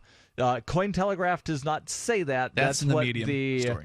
That's what the agreement that they do link over to. Yeah. And I'm very glad that they link over to that, because it does allow you to, get that little bit of extra information. The question is this too little too late? If this takes 6 months, now it says within 6 months, so it could be next month. So, I mean, we don't know how long that's going to be. But if it takes 6 months to increase the block size from 1 megabyte to 2 megabytes, it's effectively doubling the capacity of Bitcoin. Well, the SegWit is supposed to also sort of double or triple. Right. And so then you're going to double that, so that would be But how long is that going to take? Quadruple. How long is the SegWit going to take to implement? How long is the 6 month? How much of these 6 months are we going to have to wait? These are questions I don't know. And so that's why I'm saying, is this too little too late? I mean, I'm glad they're doing this, but Mark, you said there was some sort of agreement like this in the past, or some kind of thing, Hong Kong, as I understand it, that fell apart. Yeah. So, this is not necessarily, this is good news, but it isn't done yet, right? I think that it's like the path is now laid out, like the path has been cleared for a solution, and that we should be cautiously optimistic. Okay, we I should agree. hope for the best and watch Plan out for the worst. Yeah. Because if you're reading the same thing I read, Darryl, no, you're not.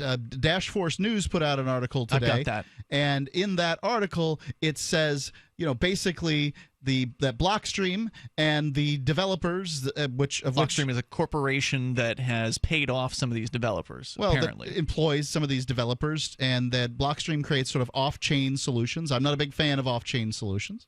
And that strangely, Blockstream, who's been sort of the other side of this argument, well, they don't want anything to do with it. So, well, they're outnumbered at this point. Well, yes, but you see, a compromise is characterized by everybody not getting everything they want. Okay. Well, it doesn't sound like everybody even gets at the table. something they want.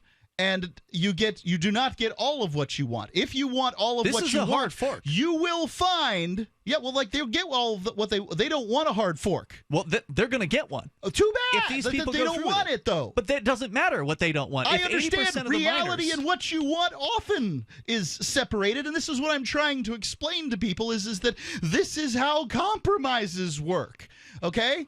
Like, Bitcoin's a big community with a lot of people, a lot of different opinions, and they're not all S-coin hawking jerks. Let them hold on to their precious Bitcoin core without compromise, and then they're going to get crushed if 80% of the miners go over to whatever this emergent consensus is. So you did mention the agreement from Hong Kong. Apparently, it did not include any of the people involved in this current agreement. We're coming up here, 8:55, 450 free. It's Free Talk Live.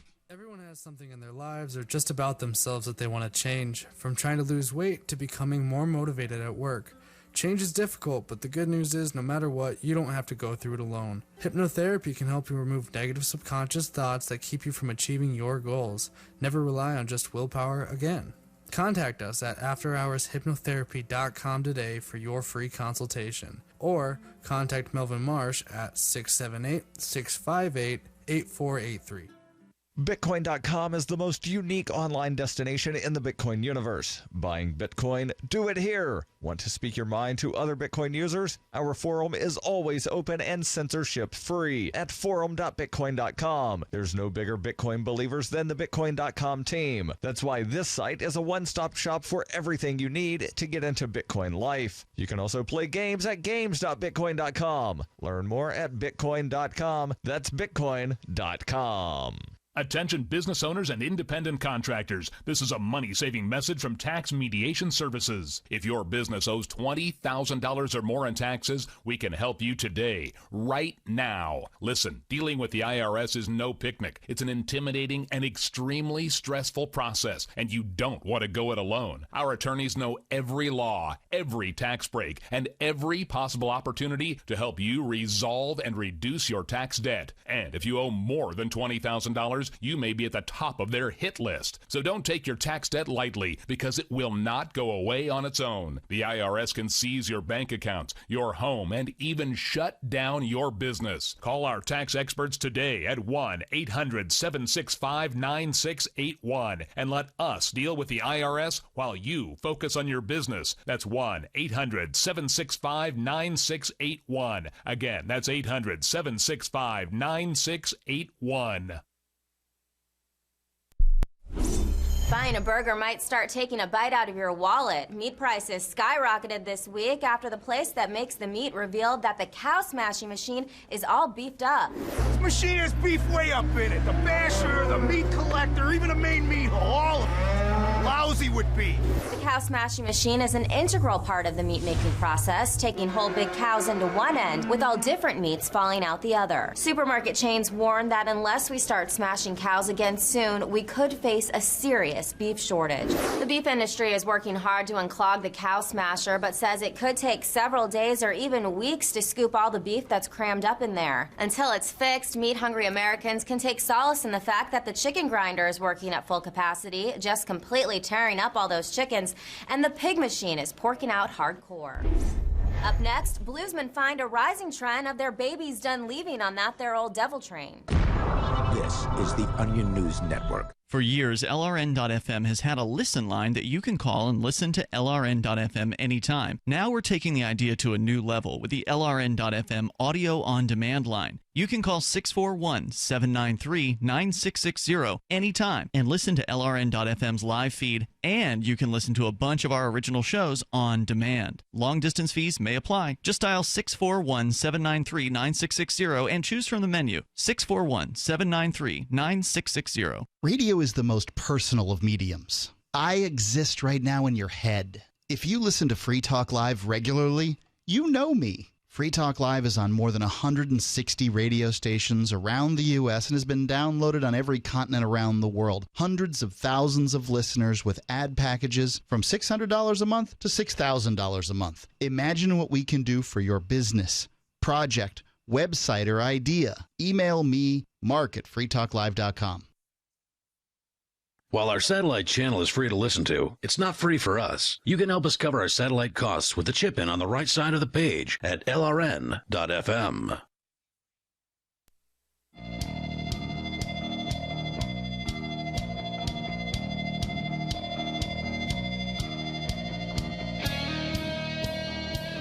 This is Free Talk Live. 855-450-FREE is our toll-free number, 855-450-3733. In the middle of that break there, Bitcoin hit a new record high of $2,500 per Bitcoin. According to BitcoinAverage.com, it's dipped down now to $2,496. That's it. Sell them all, or you can just send them all to Free Talk Live. We'll take them. I mean, you can go to Bitcoin. The tip jar. Right. We haven't promoted the tip jar in a long time. I'm glad you mentioned that. If you would like to, you may send Bitcoin or altcoins to Free Talk Live over at bitcoin.freetalklive.com, and we will put them to good use. So anyway, we're talking about this, what sounds like really good news. And I don't know, did you mention on the air or off the air, Darryl, because we were talking during the break as well, that this previous consensus, this previous plan that I had mentioned, I think you mentioned it off the air. So I think I mentioned it as the music was hitting at the end of that last segment. There was the mention of, in 2016, in Hong Kong, there was some kind of agreement, and Cointelegraph does report on this. It says that in February 2016 in Hong Kong, there was discussion of reaching an agreement. However, it had different terms, and the discussion did not include the people who have agreed to the current consensus. So this is a whole different crew of people. Correct. Apparently a much larger crew because there's 80% here. Well, it's about damn time people figured out something, some sort of path forward, because it seemed to have been at a stalemate. Bitcoin had these two sides that's been fighting for years about the direction things should go, and now finally, now that fees are hitting $1, I don't know what the current average is. Last time I looked, it was like $1.64 or something crazy like that. Now that the fees are getting so insane, people are finally starting to drop off of Bitcoin. They're using alternatives like Dash and Ethereum. And finally, these miners and these business people are getting it through their heads that they better fix Bitcoin, or it's gonna lose its market position more so than it already has right now. I think that warning has been pretty thoroughly put out there at this point. So I'm excited to see that these people are doing this. Yeah. Now I will say that I've seen people doubting that this is the case, and there's been some excellent points raised. Segregated Witness, this program this patch for Bitcoin, is a program that is set up for something different than what they're saying. You're not going to bring Segregated Witness onto a platform that has a 2 megabyte blockchain, because Segregated Witness is created for a platform that has a 1 megabyte blockchain. Now, does that mean that it couldn't be altered? Of course it can be done. I think you're getting into too much of a technical detail. These people are the techs. They know what the difference between Segregated Witness and all the other stuff is, and most of our listeners don't. And I don't even really know what Segregated Witness is. All I know is I've heard that it's good for making more transactions fit or whatever. So good. I say bring it on. Make it happen, and make it happen as soon as possible, because my big concern here is that this may be too little too late. Is it too late to save Bitcoin? I don't think so. I hope not. I would say that, if this were happening to Dogecoin, that nobody's really done anything with in several years outside of a couple of jokes. They had a race car once. Yeah, that was several years ago when it was funded largely as a joke. By the way, hey, can we wind up getting Dogecoin to sponsor a race car? Right now, the median fee, meaning half the fees are higher, half the fees are lower, is approximately $2 on Bitcoin. Wow. The average fee, according to CoinCap.io, the median fee I got from bitcoinfees.21.co, CoinCap.io has at the top of their site the average fee for Bitcoin, $3.25. So something's got to change, and it's got to change. I think as long now. as there's light at the end of the tunnel, that you're fine, because at this point, sometimes that light's a train, and Ian's asking, is that a train? I understand. So if they can get this together, oftentimes it's not. If they can get this together and get it off the ground sooner rather than later, that's good. And certainly the market is likely going to respond positively to this news. I mean, this news is probably going to push the price up throughout the night tonight. I mean, it seems to be hitting pretty big. $1 million. Right, what happened was, for those just tuning in, that is not a prediction. A group of 56 companies, this from DashForceNews.com, and Joel Valenzuela, who is an occasional co-host here, guest co-host on Free Talk Live. More than 83% of the mining network's hashing power signed this compromise agreement. They're going to activate SegWit, Segregated Witness. They'll be increasing the block capacity within 6 months to 2 megabytes. This is great news. The move is meant to appease both SegWit supporters and big blockers, wishing it to increase on-chain capacity with a simple block size increase. That scaling agreement was brokered by Barry Silbert, the CEO of the Digital Currency Group. This compromise, however, does not sit well with all members of the greater Bitcoin community. Members of Bitcoin Core and Blockstream, which is that corporation that has been very influential with the Bitcoin Core programmers, as well as their supporters, are not satisfied, and they insist on a pure Segregated Witness implementation without the 2 megabyte hard fork. As Blockstream, can you imagine why? I cannot imagine why somebody would demand that. Well, because they're going to lose some control. If this hard fork happens, they are out. It has to do with control. They are out, because if this because what we read before, and I don't think we read it on the air, but I did talk briefly about it, was that if 80+% of the miners go into this hard fork scenario, which they're talking about doing now, right? If they go through with this hard fork and all the mining power goes over to this new blockchain, this new Bitcoin, if you will, there would then be 2 Bitcoins. And the idea would be that because all the mining power would be over on this other Bitcoin, the weaker Bitcoin, if you will, with the 20% of the mining power. There'd be old coin and new coin. Right. They would still both be Bitcoin, but they would then be 2 different blockchains, and this old coin would still have the insanely high fees and with no mining support behind it. It wouldn't have the high fees because there would be less, probably, there would be, over time, in relatively short order, there would be fewer transactions going on.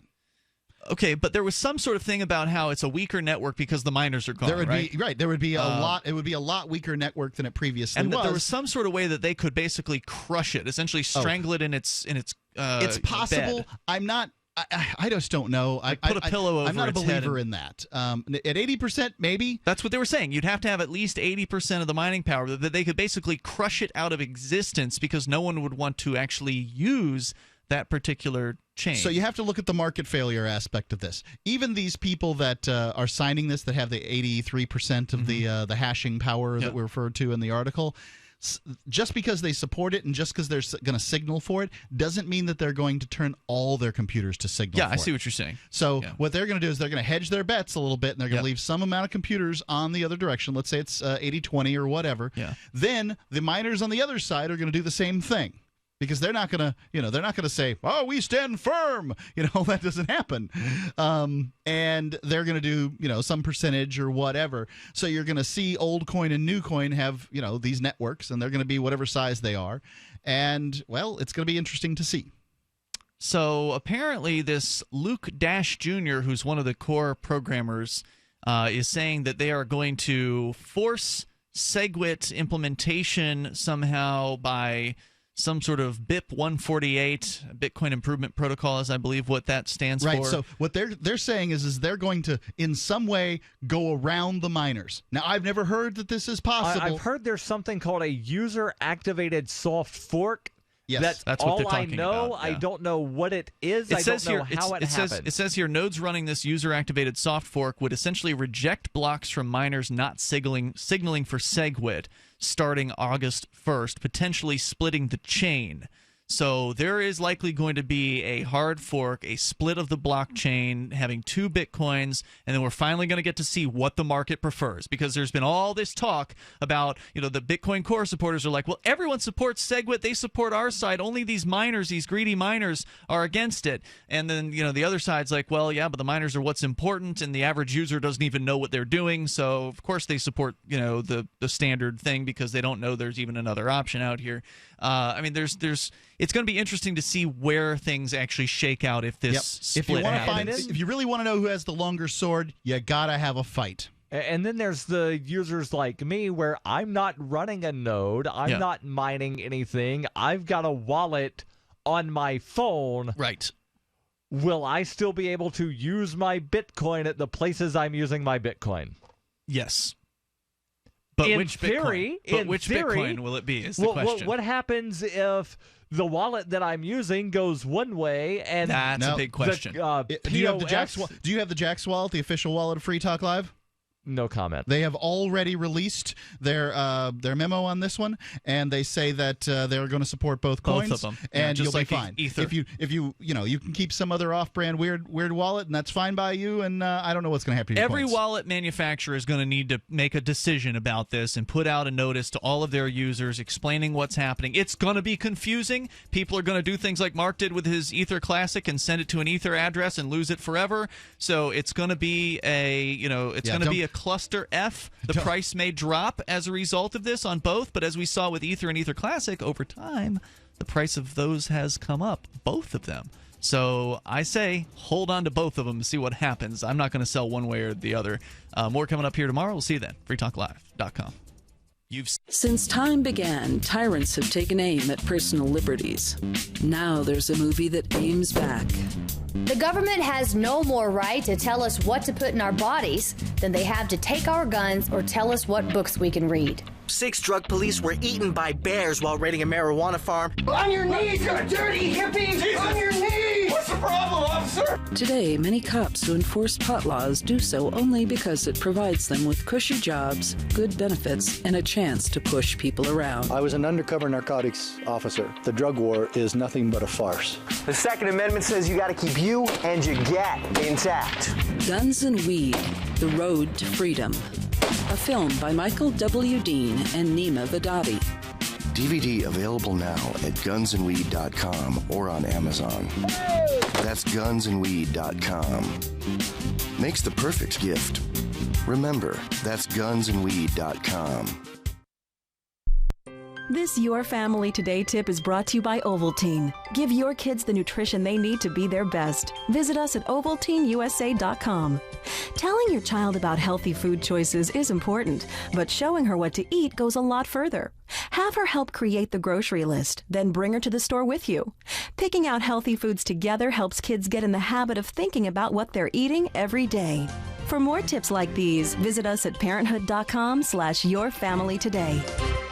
The three most important things you can do for Free Talk Live are: 1, share one episode a week on Facebook or in some other social networking site. 2, buy the things you buy online through shop.freetalklive.com. 3, give $5 a month to the AMP program. You likely buy all kinds of things online. Amazon is the largest online retailer. You can get what you need at the same prices with free Super Saver shipping by going to shop.freetalklive.com. Please do your online shopping at shop.freetalklive.com. The latest episode of Declare Your Independence is next, after the news, here on the Liberty Radio Network, LRN.FM. From Keene in the Shire, the Liberty Media capital of the world, this is Darryl W. Perry, host of FPP Radio News for Wednesday, May 24th, 2017. Silver is trading at $17.08 per ounce. Gold is valued at $1,252 per ounce. Bitcoin is trading at 2.5 cents, and the average price of Bitcoin is $2,364.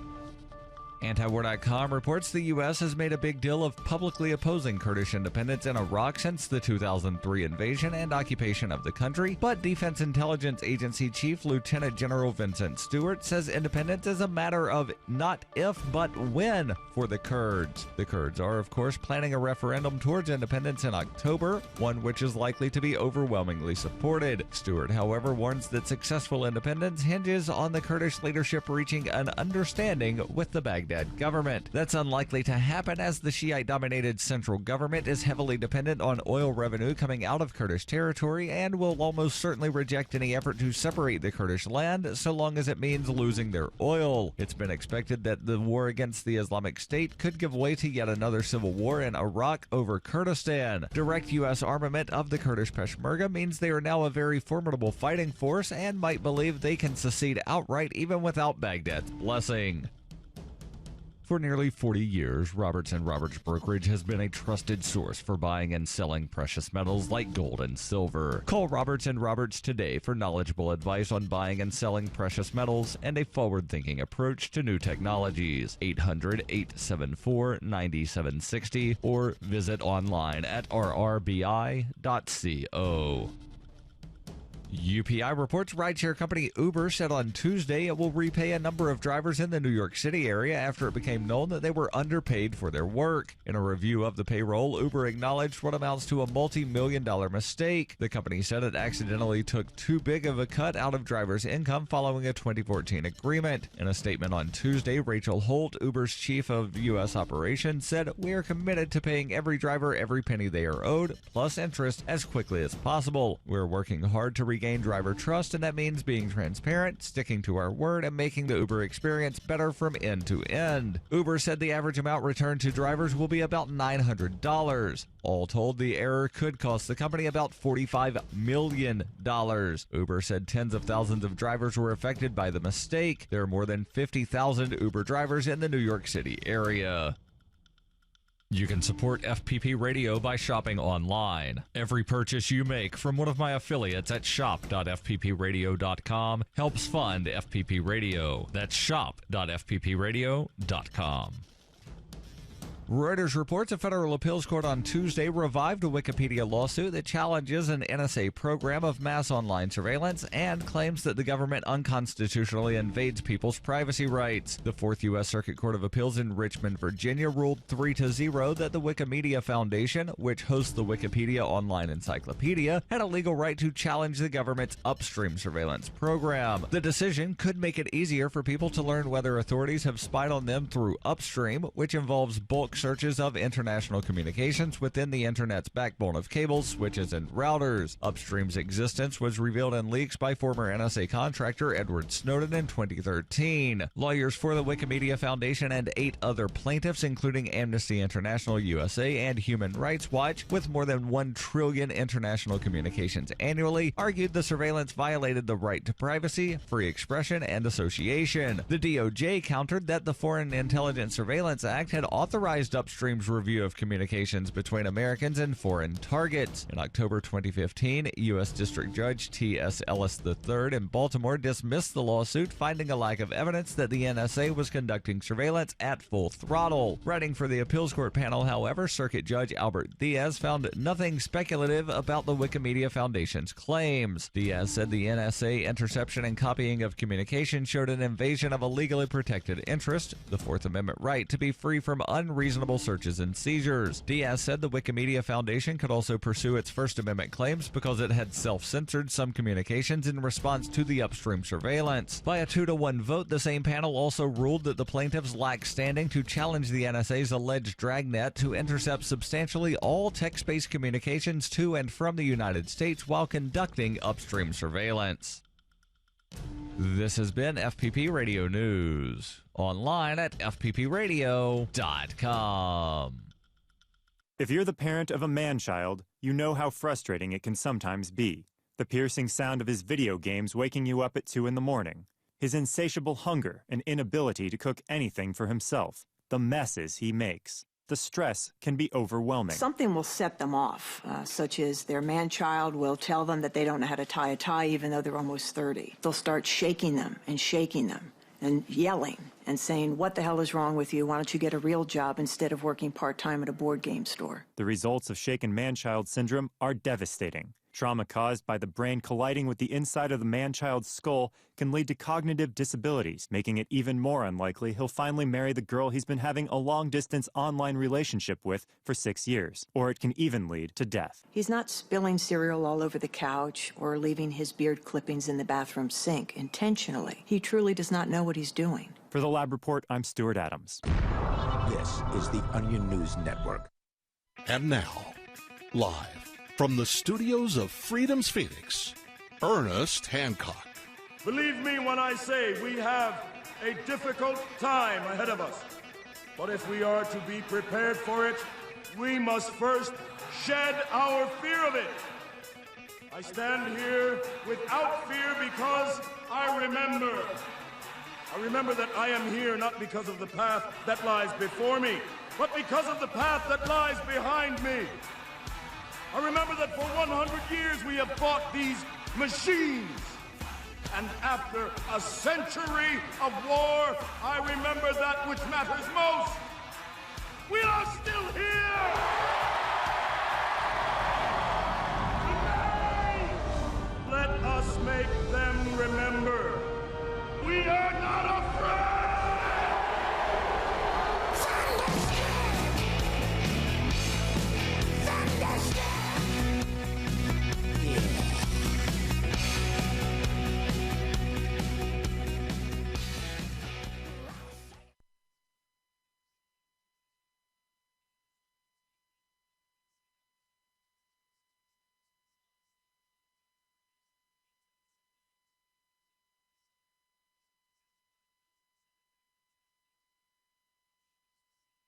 But he shut it down. We can get into that coming up here as well. You know what this country doesn't have enough of? Pitchforks and torches.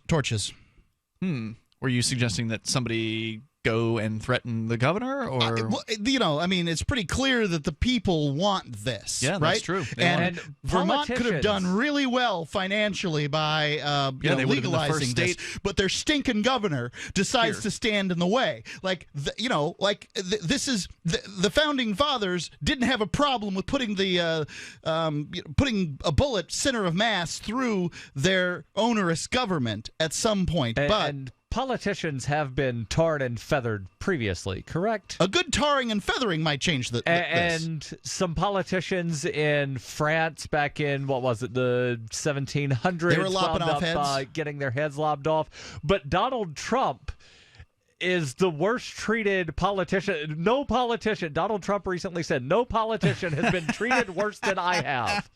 But tarring and feathering has happened, and heads being lopped off has happened. Did they ever draw in court or one? Probably. So it sounds like people are feeling passionate about this issue. Let's start here. Darryl, did you find a story from somewhere? I did, from the Rolling Stone, which is actually the first story that I saw earlier today on this. Now, this would have been the first legislatively legalized cannabis across the country, right? Because so far it's been done... unless you want to... Wait, was D.C.? There were a couple of places to where things were placed on the ballot through a legislative process, like D.C.? Not necessarily through a petition. I don't remember if D.C. was the legislature or a petition, but I do know that either Colorado or Washington, one was... the legislature put the amendment on the ballot instead of it being a citizen-driven initiative. So this would have been the first time, though, if it had passed, that a legislature would have legalized through that full process of pass the House, pass the Senate, pass the governor, but it didn't pass the governor. Right, and that bill S-22 was vetoed by Vermont Governor Phil Scott, and that legislation, according to Rolling Stone, would have legalized cannabis in the state for adults over the age of 21. The supposedly libertarian-leaning governor, again, this from the Rolling Stone, sent the law back to the legislature to develop clauses that further protect the health and safety of his constituents. The proposed bill, which would have been the first to legalize cannabis through the legislative process rather than ballot initiative, would have allowed adults to possess up to 1 ounce of cannabis, 2 mature plants, and 4 immature plants. That doesn't include selling it, right? Correct. There was not a tax and regulate scheme. Really? I bet you that's why he rejected it. It would have established a committee to study taxing and regulating. Interesting. So this legislation would have just gone ahead and made it legal to possess. Sort of like what happened in D.C.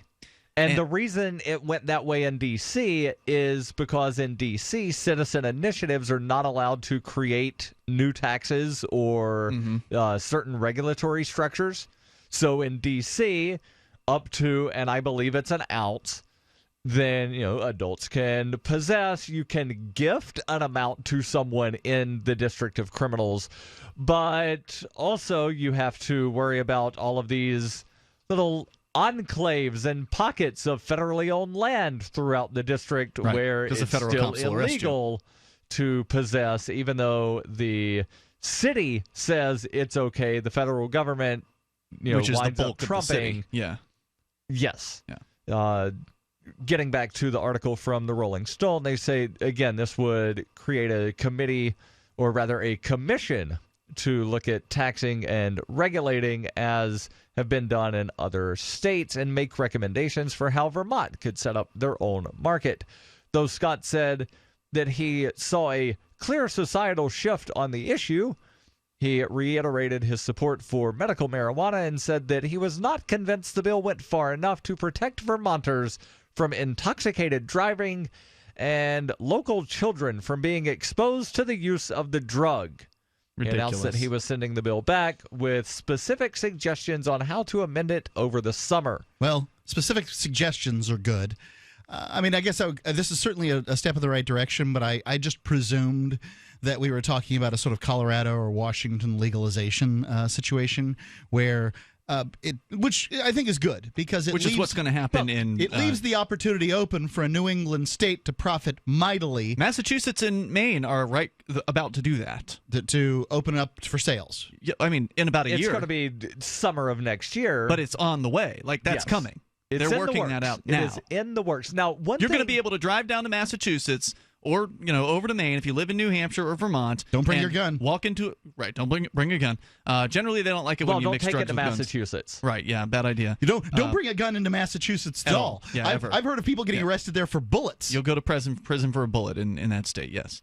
But you'll be able to walk down there, go into a store and walk out with cannabis in whatever amounts they allow, and I'm not sure what those will be. But Maine allows twice as much as Massachusetts is going to allow. Well, then they're going to get even more business then from even from people in Boston might even drive up to Maine for that one. Take a day and just go to some weed shops. And not far at all. Hold on. Why would you drive from Boston to Maine to purchase an amount of cannabis that you are not allowed to legally possess in the state of Massachusetts? That makes no sense. Or New Hampshire. Oh, I see what you're saying. Yeah, drive through New Hampshire. Good point. Well, anyway. The Maniacs will probably deliver.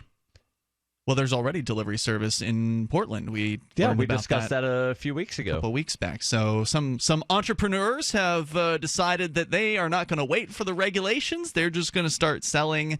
But they're not selling the weed, Mark. They're giving you the weed, and they're taking a delivery fee. Yes, I see.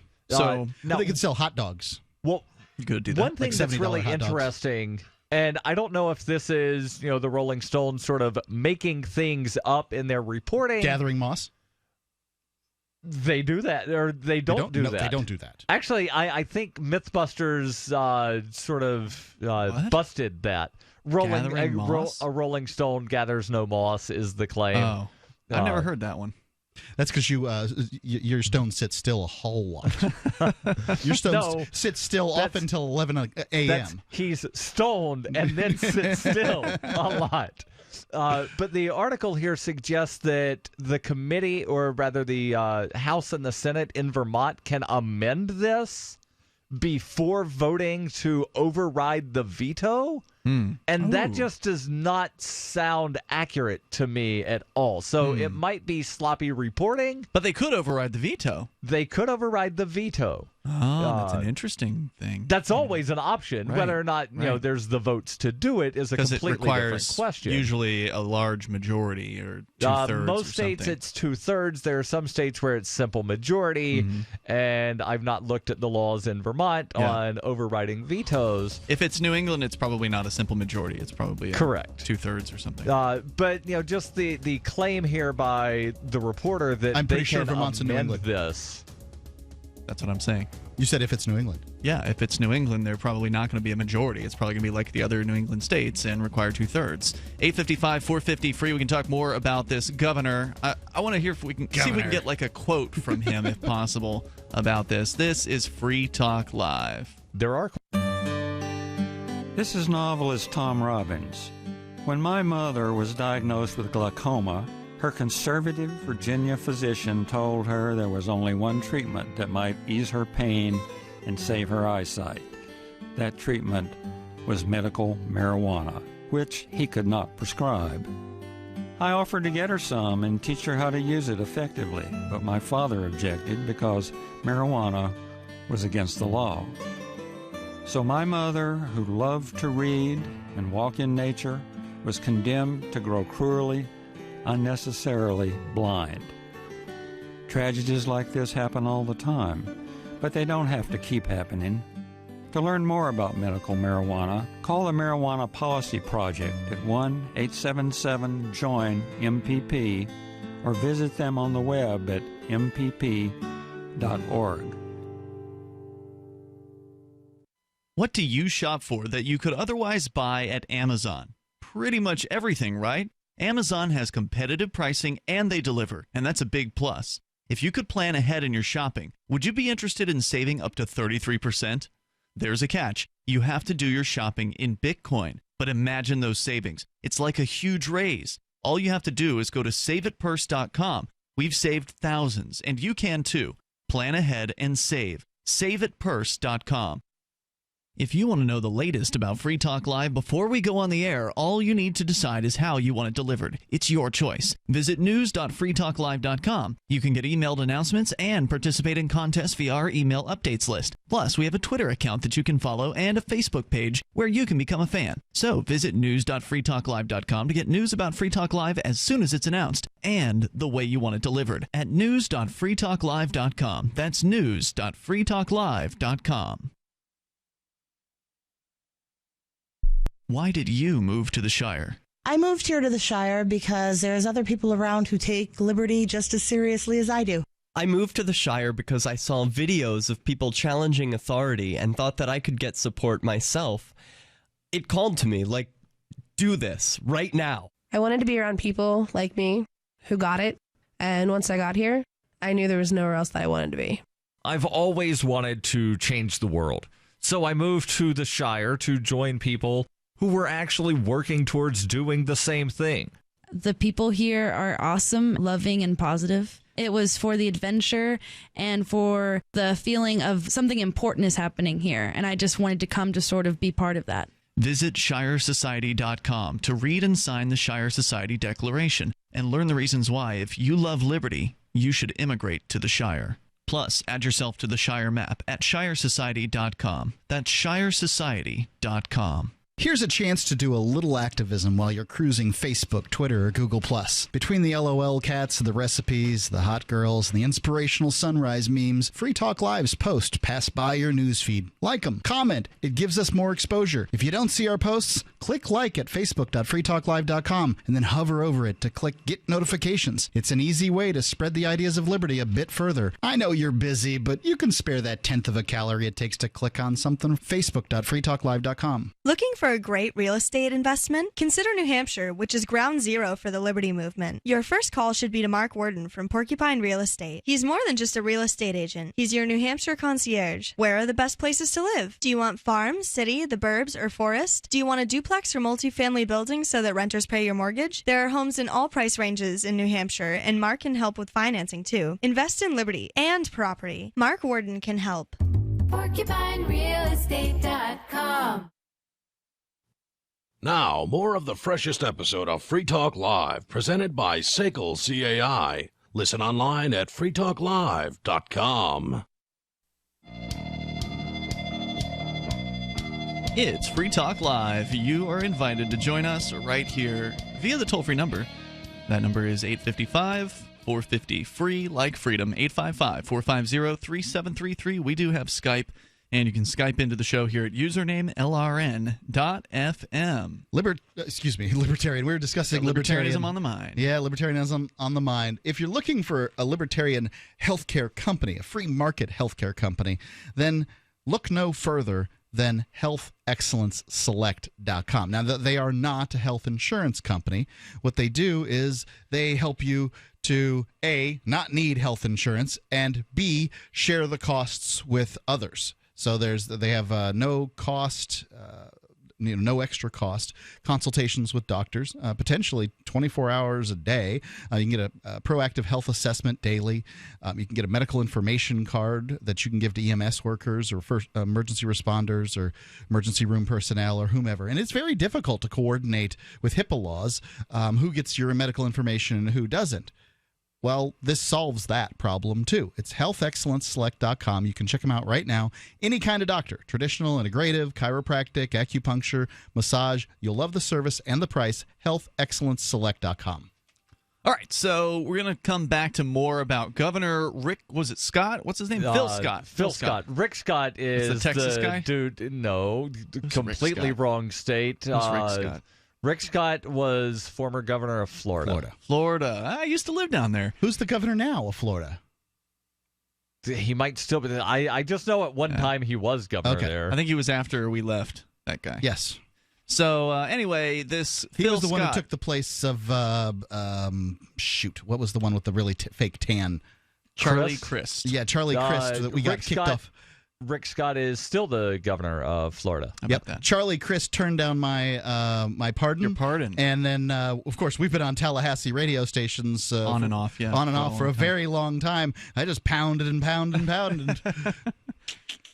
Maybe he heard you. Should have given me the pardon. Phil Scott, governor of Vermont, has rejected at this time marijuana legalization bill. We'll tell you more about that. We got and some it quotes. does require two-third majority to override.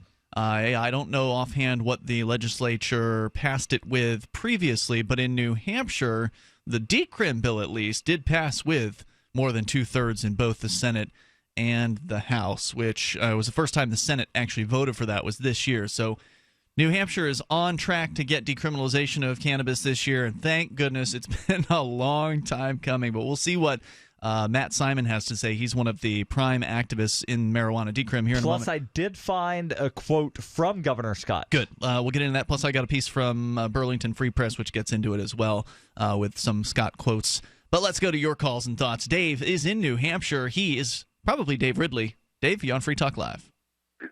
I think I am. You're the only Dave who calls us from New Hampshire. There's more liberty activity to report in the free state. It isn't quite free yet. Not yet. That's why it's a project. There will be rhetorically free state. Yeah. Free-ish state. There will be a Libertarian conference on the 28th. It strikes me as a little bit similar to the one that we had in, I guess there was one in 2011 with the 10th Amendment Center came up and held a conference. It's about like that. It would be just going on for one day. And I think Darryl knows I'm actually one of the speakers. It's the Libertarian State Leadership Alliance is putting on a conference. Now, who is that? The Libertarian State Leadership Alliance. I understand. That is the entity. It's a group that promotes being a good leader, helping people learn leadership skills. I mean, I've never I'm not a member of the organization. I see. I'm just speaking they just at asked their you to event. Speak. Okay.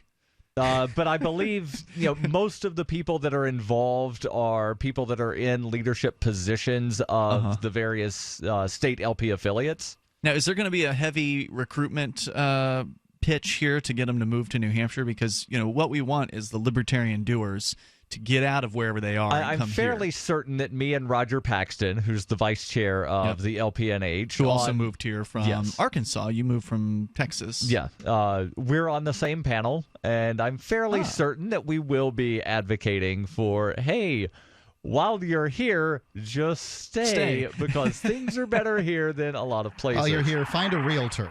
Dave, what did you want to talk about with regard to that conference? Oh, not much in particular. Just the fact that it's happening. I didn't see anything there that was particularly jaw dropping. I'm not real into conferences, but as with anything else, 90% of success is just showing up in the right place, right. So it's, at least they picked New Hampshire for it. I think that's great. Yeah, I'm always glad to see any liberty activity here. Fantastic. So, Dave Ridley, RidleyReport.com. What's fresh on the Ridley Report channel right now? I just finished a series of uploads about this incident over at the Goffstown prison. What is the incident at Goffstown prison? You didn't see any of these? I'm way behind on my video subscriptions. I'm behind on my emails too. The prison called the cops on me for standing outside the jail grounds, the prison grounds, with a sign, and the police arrived with sirens. Oh, wow. All right. And you didn't get arrested? Correct. But I did get a no trespass order. I never was on the prison grounds, but they issued me a piece of paper that says I can't go on the prison grounds anyway. Walk no further. Wow, that's crazy. For how long are you banned from the jail? Lifetime. Are you serious? I'm banned. I'm banned from prison for life. I'm guaranteed my freedom. Wow. Sounds like you better stay in Goffstown. Wow. So is there any exception in case you, I don't know, want to go there for business? Maybe you want to visit somebody, for instance?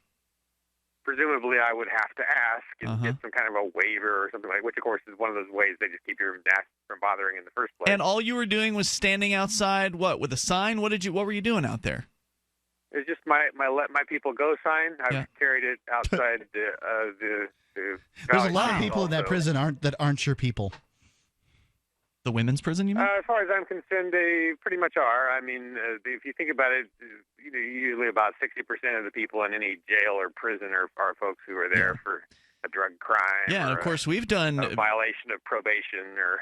Yeah, we've seen a crackdown around the jails and the prisons here in New Hampshire over the last decade. I mean, I remember back when a bunch of people would go out to the old Keene jail, which actually wasn't in Keene, it was in a nearby town. You'd have to drive like 20-plus minutes to actually get to this place. And then we would actually set up like a barbecue grill and chairs, and people would, so if somebody was going to jail, we'd all go out there with that person and sort of throw them a goodbye party. Basically, just have like a cookout right across the street from the jail. You did one for me. Yeah, it was technically in the jail parking lot, and then frequently would also have another cookout when people would get out of jail, because there was a lot of civil disobedience happening here at that time, and it was so much fun. I mean, we would just hang out, we'd eat food, we'd smoke pot right across from the jail, and it was just a fantastic time. Then they moved the jail here into the Keene city limits. And then all of a sudden this crackdown began where you people couldn't hang out at the jail anymore. We tried to go out to the jail again, and we like walked around the new jail just like we used to always walk around the old jail with a bunch of signs. With a giant cardboard sword? Yeah, I think Jim Johnson had one of those. And so then they came out and they threatened us and ultimately arrested a dozen of us. It was called the Trespassed 12. And so it sounds like you're dealing with some of the same crap there, Dave, except even worse. They're banning you without even having set foot on the place. We're coming up. It's Free Talk Live. Thanks, Dave. So the protection of life, liberty, and property is what the Free State Project is all about. But it's an effort to move 20,000 people who understand. It's about demonstrating to the entire country that, yeah, we can have a free market, a truly free market. Making it just a freer, great place to live. It's the world's largest voluntarist libertarian community, and it's only getting bigger. That's amazing, to be able to move to a place where other people like passionately believe in being free and independent. What the Free State Project is managing to do, though, is to put their money where their mouth is. It's physically getting up across the country and saying, let's go someplace and let's demonstrate the power of these ideas. There's a lot of kind of philosophy that surrounds liberty. There's a lot of thinking about it and talking about it. But here in New Hampshire, people are doing it. 101 Reasons Liberty Lives in New Hampshire, a documentary by Free State Project early movers. Watch it free at 101reasonsfilm.com. 101reasonsfilm.com. You know how annoying it is when someone keeps stopping mid-sentence as though he or she were asking you a series of questions? Avoid doing that. It sounds unnervingly tentative, and it imposes upon the listener to help you complete the thought. And if you're a job seeker, this alone could be a deal killer. An effective communicator sounds more confident. Complete the thought. Avoid making the listener impatient. With money and attention so scarce now, effective communication skills have never been more important. Cutting through the clutter rather than blending into the blah, blah, blah will help you connect better no matter what the conversation. For more tips, hit survivalspeech.com. I'm Holland Cook. Survivalspeech.com. Are you tired of governments murdering people around the world? Stop using their money. There is an alternative. Bitcoin is a stateless, free market, non-political currency. Bitcoin cannot be inflated or controlled by any government. By using their money, you are helping the state. You have an incredible alternative available now. Learn it, use it, spread it. Get started with Bitcoin at Bitcoin.com. That's Bitcoin.com. So you've heard all 3 hours of the latest episode of Free Talk Live, and you're still hungry for liberty-oriented audio content? Did you know that we have another 24/7 audio stream at LRN.FM? The Liberty Radio Network airs the latest episodes of some of the best liberty-oriented podcasts on the internet around the clock. In addition to recorded content, you'll also hear live shows like Free Talk Live, originating from our Keene, New Hampshire studio. So listen anytime at LRN.FM. That's LRN.FM. Free Talk Live. This is what petty bureaucrats do. They protect their turf. And if you can tell me the operable difference between governments, city, state, federal, whatever they might be, and the most successful gang in a given area, I'd love to hear the difference. I just don't know what the difference is. Yes, government has a funny way of appointing its dons. Elections. But that's really it. That's all I can come up with. It's a gang that's figured out, hey, if we let people participate, if they have a vote, that is statistically an insignificant fact that they have a vote, but we let them have one, then they'll feel like they're part of us, and then they can do whatever they want. They cannot pave a road for 43 years and then have everybody claim that without the government we wouldn't be able to pave roads. Free Talk Live, 7 nights a week from 7 to 10 Eastern, live on the Liberty Radio Network at LRN.FM. You're tuned to the newest episode of Free Talk Live, presented by SACL CAI. Visit us online at freetalklive.com.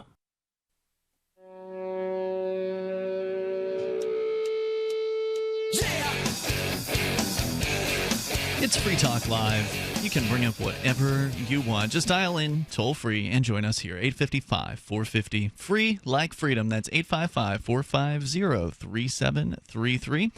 You want to save big time on your purchases at Amazon? Save It Purse lets you do that. You go to saveitpurse.com, and that is the key to this, though. You have to spend cryptocurrency like Bitcoin. If you got dollars, sorry, you can't use saveitpurse.com. You can go look at it.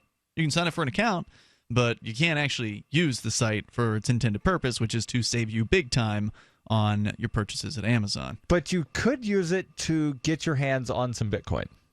That's true. You could do that if you want to pay a huge premium for your Bitcoin, because the way it works over at saveitpurse.com is when you want to buy something on Amazon, you have to spend your Bitcoin, which means someone else is buying that Bitcoin. And the way they do that is by buying the thing for you at Amazon. And then once you get that thing, you then release the Bitcoin of yours from the escrow on the site, and the person who bought the thing for you gets the Bitcoin. But that means if you wanted a 20% discount on your Amazon purchase, that means that person just paid 20% on top of the price of Bitcoin to buy that Bitcoin. Right. So it's the worst place to buy Bitcoin. Well, there are people that wind up, through various means, wind up having a lot of Amazon credit. Correct. And they might not necessarily need to buy things from Amazon, but they need something else. Like some kind of currency, and they will use the purse to convert their Amazon credit to Bitcoin that they can then convert to a local currency. How long does it take generally from the time that a person picks up your order till the package is delivered and you have to release Bitcoin? Regular It depends. shipping. I've had things arrive the next day. I've had things arrive Sunday, because they'll pay extra for Sunday delivery if they really are in a hurry sometimes. Right, and a lot of time if the thing is Prime eligible and the person has Prime, then you might get that Sunday delivery for free. Yep. 4 days ago, Bitcoin was worth something like 20% less than it is now. Mm-hmm. You'd have to save more than 20% to make the purchase make sense. Yeah, I see what you're saying. With the way things are shooting up. The price shoots up, but when it stays steady like it did for so long, saving 5% and having it fulfilled immediately makes sense. Yeah, it does. So use this service anytime but now. Well, I wouldn't say that. I mean, you never know what the price is going to do, Mark. You don't know if it's going to go down tomorrow or whatever. But regardless, I use it anyway just because I like the idea of saving money, and I can't predict the future about Bitcoin, so I'm not going to hold off on the potential for saving 20% just because Bitcoin's price might go up. Right, and I buy things that I need anyway. Yeah. So why not using save? Purse? Yeah. And if you're going to rebuy the Bitcoin as I do, if I spend Bitcoin, I buy that Bitcoin because I don't want to spend my Bitcoin. Right. You want to have I want to hold on to the Bitcoin. So anytime I buy Bitcoin, I have an order in at a website called anytime I spend Bitcoin, I have an order in at a website called Reload, which actually monitors my wallet address, and anytime there is Bitcoin that leaves that wallet, it will go ahead and place an order for that on one of the Bitcoin exchanges. Oh, that's fascinating. Yeah. So I don't lose Bitcoin. Right. So then you buy at the same rate that you sold, right? Correct. Or, maybe there's probably there's a percentage premium, difference or but whatever. Yeah. Not much of a premium. Yeah. So anyway, it makes a difference when you go to saveitpurse.com. Saveatpurse.com. Let's go to your phone calls and thoughts. More about Vermont not quite legalizing cannabis because the governor has vetoed it. And Darryl, you got some of the numbers on that. We're going to get into it coming up here in a moment. Quotes. But let's go to Patrick. He's in Bullhead City, Arizona, listening to K-Talks. Hey, guys. It's nice to hear you again. Hey, Patrick. Hey, I have an answer to your question. You actually asked a very cool question.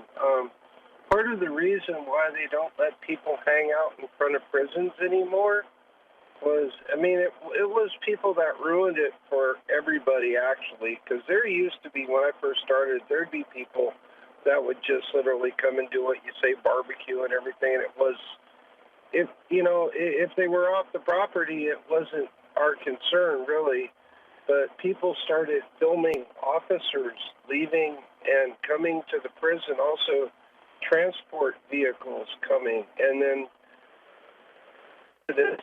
shouldn't that be their right?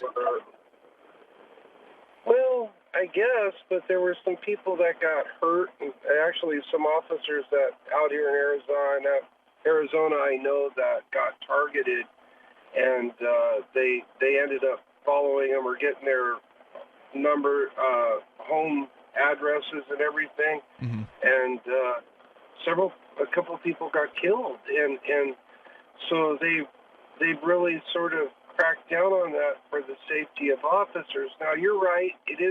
You're right to hang out there, but also to buses coming in and out, moving inmates back and forth, it created, they were getting, movement times and stuff, so they got a little spooked on That's that. the weakness. That's the weakness of the criminal justice system. I mean, when inmates are being transported is the time that you would be most likely to sort of get somebody free. I would specifically say when they're doing sort of a hospital transport or something, when it's a single inmate and they're probably not using the most secure vehicle, that sort of thing. Oftentimes they only have one officer doing the transport. But, I can totally see why prisons and jails would have a real problem with that sort of thing. Well, yeah. Recently, we've had. Well, I could speak freely about this. We had an episode where one of the prisons had a situation happen out there which got national attention, and the problem we were having was keeping things in check. And we had helicopters flying over, and it was really a nightmare because things were getting really blown out of proportion because, like you say, if you see something on video, sometimes it isn't what it actually is. You know what I'm saying? Sure. You guys probably run into that all the time, and it caused some serious problems for just officers that worked out there that literally had nothing to do with the incident, and it was creating a threatening situation. Now, what was the incident? I'm sorry, I missed that detail. It was an escape that happened, and and the sad part is it literally ruined the reputation of a lot of people that were good officers. That you'd meet them on the street, you wouldn't know they were corrections officers, guys. They were most of the time you wouldn't. No, and that's the. So what you're saying beauty of is it. an inmate escaped. That meant that the corrections officers who were in charge of that inmate at that moment looked bad? Very bad. It's the one thing that is unforgivable when it comes to a corrections officer. Well, actually, but the thing is they painted it up so much that instead of focusing in on really, I think, going after the person who escaped, I think they just wasted time on sensationalizing, trying to point the blame instead of. When you say they, are you referring to the media? Media, public opinion, it varies. But the media is not going to find convicts, nor is the public. The people that find convicts are correctional officers with bloodhounds. Well, but they sometimes will get tips from people. For instance, you look at what happened with, not just convicts. You look at what happened with the Boston bombers. They found those guys because the Facebook killer guy got caught by a McDonald's worker. Yep, that's right. Hey, Where thanks, they're Patrick. Like, hey, wait a second. This is the guy. And so they held up his fries. That's right. And he was like, I need my nuggets. And he just took the bag of left before the nuggets and fries. then left. got But because the cops had already been notified, they were able to, catch him a couple miles away from the McDonald's. Right, or the DC snipers, which again was another break by the people, not by the police. Even though the media... And now that McDonald's doesn't use fat to fry their fries, they're not worth waiting for anyway. And the media was giving a completely wrong report of the vehicle in that DC sniper thing. Toll-free number tonight, 855-450-FREE. Mark, when did McDonald's change their fry solution? Oh, it's been, I was in high school. I used to use lard. More coming up. Free Talk Live. I've been told no in many different ways. I give you an order and you're going to obey it. George, you can go this way. You can do that and you have to leave here. You cannot bring signs into the rally. Walk with me. Well, I'm comfortable here, actually. Whoa, hey. Who do you think you are? Excuse me. There is no video and audio allowed in this office. No, I have work today. You ain't gonna make it. Wait a minute. Hey! Oh my God! Unbelievable! Why are you running from me? Because you scared me. What am I being detained for? You're being served. What is this? You're being served. What is this? Bureaucrats have a funny way of telling people no. That's the sound of the men working on the chain. Derek J's Victimless Crime Spree. Watch it for free and order the Director's Cut DVD at victimlesscrimespree.com.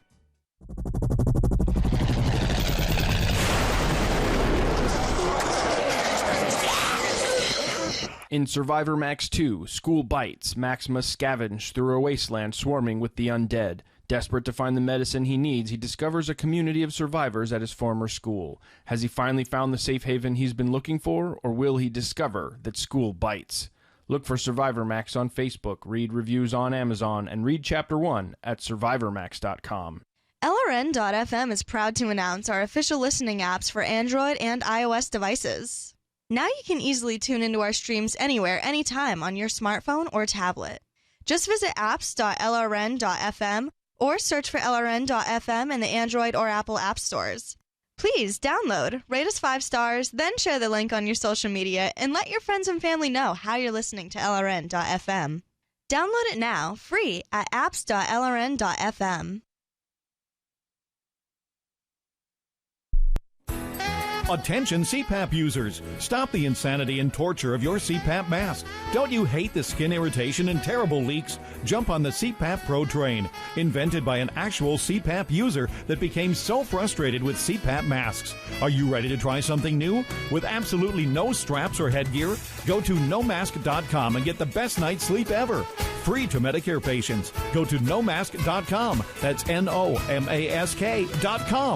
If your home has hard water, then it's likely that limescale is clogging your pipes, damaging your appliances, costing you hundreds of dollars each year. You can eliminate limescale in the entire house with HydroCare products available at Wave Home Solutions. Easy and efficient with no maintenance, no salts, no chemicals, and no coils. And you can buy with confidence from Wave Home Solutions. Performance guaranteed. Just go to bestwater411.com. That's bestwater411.com. You may already know about the Free Talk Live audio-on-demand phone line at 641-793-9660. Did you know that not only can you listen to Free Talk Live via your phone, you can also leave a message and have it delivered to Free Talk Live's hosts? To leave us your thoughts, just dial 641-793-9660. That's 641-793-9660. Press 2 for Free Talk Live, and then hit 0 to leave your message. I love My Magic Mud. I drink a lot of coffee. I had stains on my teeth. Then I found My Magic Mud, and I was told it would remove stains. So I paid attention when I brushed the first time. My Magic Mud is black tooth powder, and the difference it made in my teeth in one application was noticeable. With 4, my teeth were as white as you normal folks out there. Please go to mymagicmud.com and buy a jar. There's 150 applications for $25. You can use Bitcoin, mymagicmud.com. Back to the latest episode of Free Talk Live, presented by Sekel CAI. Download it for free at freetalklive.com.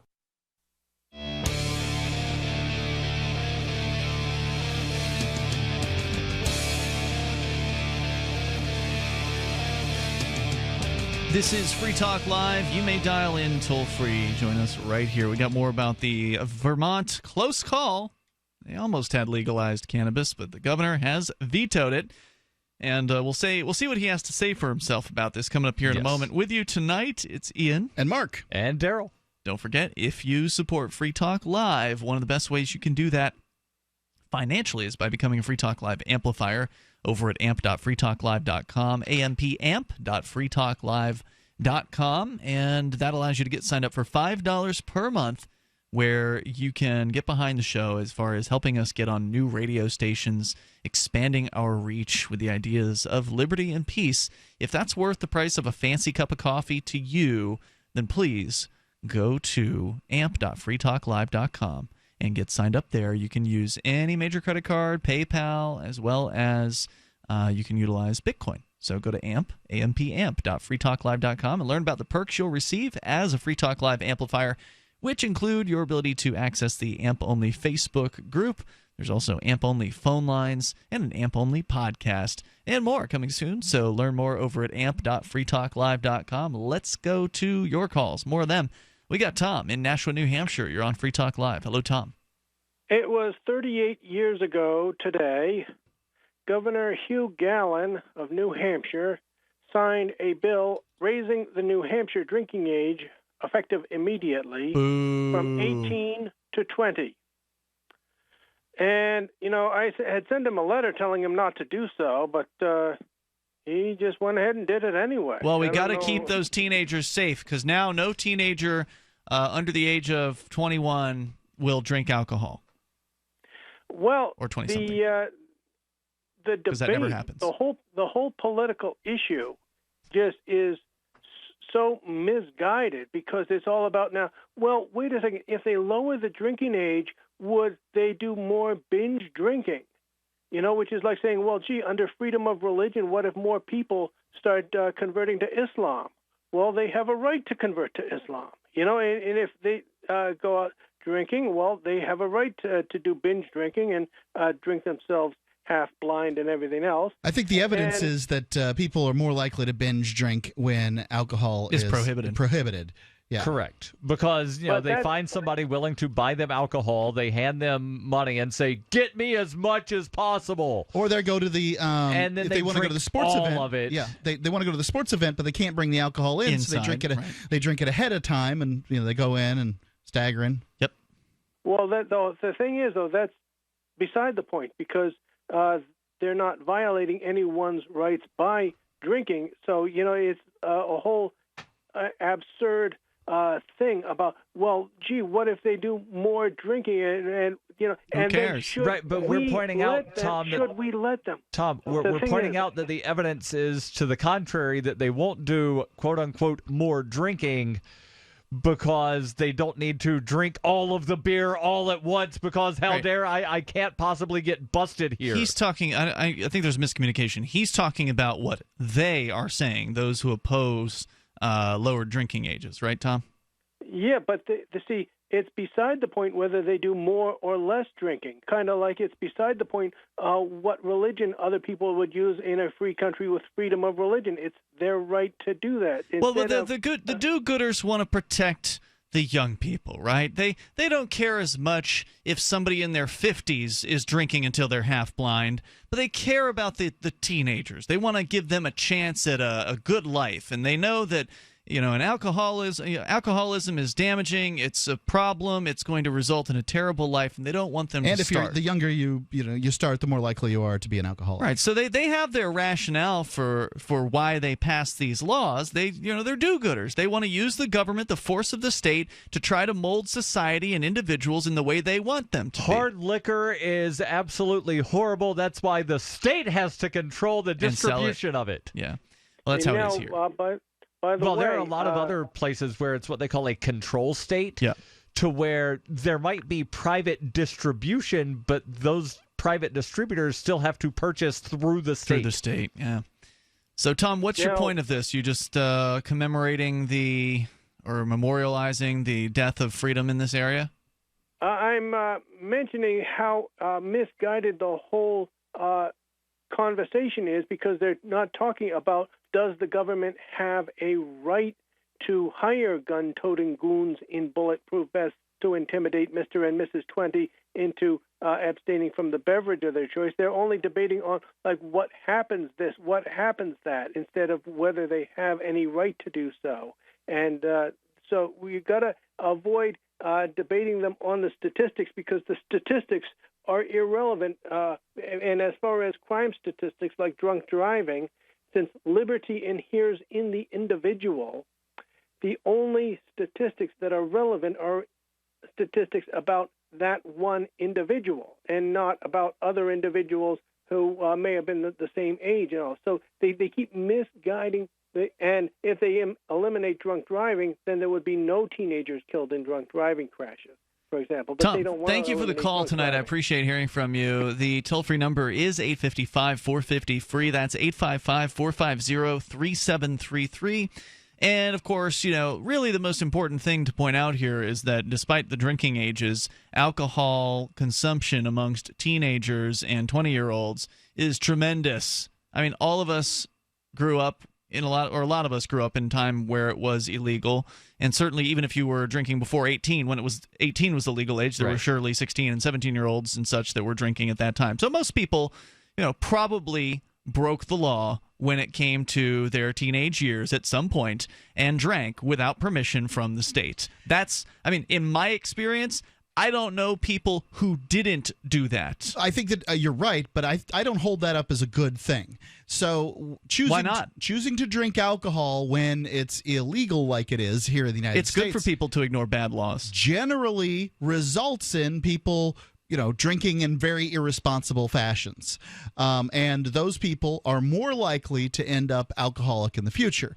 People who are the less likely are people who are either A, choose to abstain from alcohol when they're young for whatever reason, and they do that whether it was legal or not, or B, people who are taught how to consume alcohol by their parents at home, sort of at mealtime and that sort of thing, as opposed to, young people just learning from pimply-faced 16-year-olds how to consume alcohol, and then maybe let's learn about sex and marijuana and heroin all at the same time. Right, but if you're drinking a glass of wine in most of the country at home with your family and you are under the age of 21, that is still illegal, and your parents are committing some kind of crime. At least the crime of contributing to the delinquency of a minor. If and not there's procuring. also the providing alcohol to a minor. Right. There are a couple of them that they can large hit you with. number of things they could hit you with. You'll let a 16-year-old, a 15-year-old drive an automobile, which is a 3,000-pound killing machine, and frankly, they can drive a pickup truck, which doubles that weight. You'll let them, a 17-year-old, sign up for the military, but you won't let anybody until 21 consume alcohol. I mean, I as a parent can't choose when my son chooses to consume alcohol. My son has no interest in consuming alcohol. Not yet. He's only 9. Not today. So this is, Okay. When's the first time you ever got drunk? Drunk, 16. Drank alcohol or got drunk? Got drunk. 15. Late 15. Like my 16th birthday was 2 days before my 16th. I think I was 6. Wow. And let me explain, because it sounds absolutely horrible. Alabama. I was sick. I had, a horrible cough, and my stepmom was like, well, I know that, there's this home mixture sort of thing of a little bit of whiskey, honey, and peppermint, and it's supposed to help you. And I just got. That's not drunk. That's medicine, buddy. No, I was plastered. She gave you more than a little bit of whiskey? Yes. So she was supposed to give you some, but then she just let you keep drinking it, or no? what? She measured out the wrong amount. Oh, yeah, I see. It was like a shot glass full. Wow. All right, and you were with 6. a little bit of honey and you were and 6. peppermint. Right. Yeah. So I bet it didn't bother. I bet your cold didn't bother you. Yeah, I don't remember. I think you made a good point, Mark, that having teenagers, young people drinking alcohol in an irresponsible manner is what prohibition gets us, and that there are some bad aspects to that. On the good side of it, it is good that people see the laws are as dumb and are willing to ignore them. So I think that there's some benefit there. I think that people see the laws as dumb and choose to ignore them. I'm not going to come down on the side of it's a really great idea for young people, without the guidance of an experienced adult to use one of the deadliest I didn't say it was a great drugs idea. on the Well, you said it was good. It is not good. It is bad. I think it's good that people break bad laws.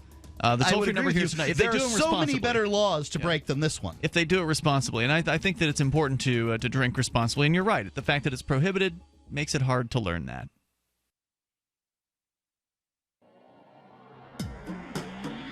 Free Press Publications is an independent, alternative media and publishing company founded in June 2009 with the mission of ensuring a free press for the freedom movement and is committed to spreading the message of peace, freedom, love, and liberty.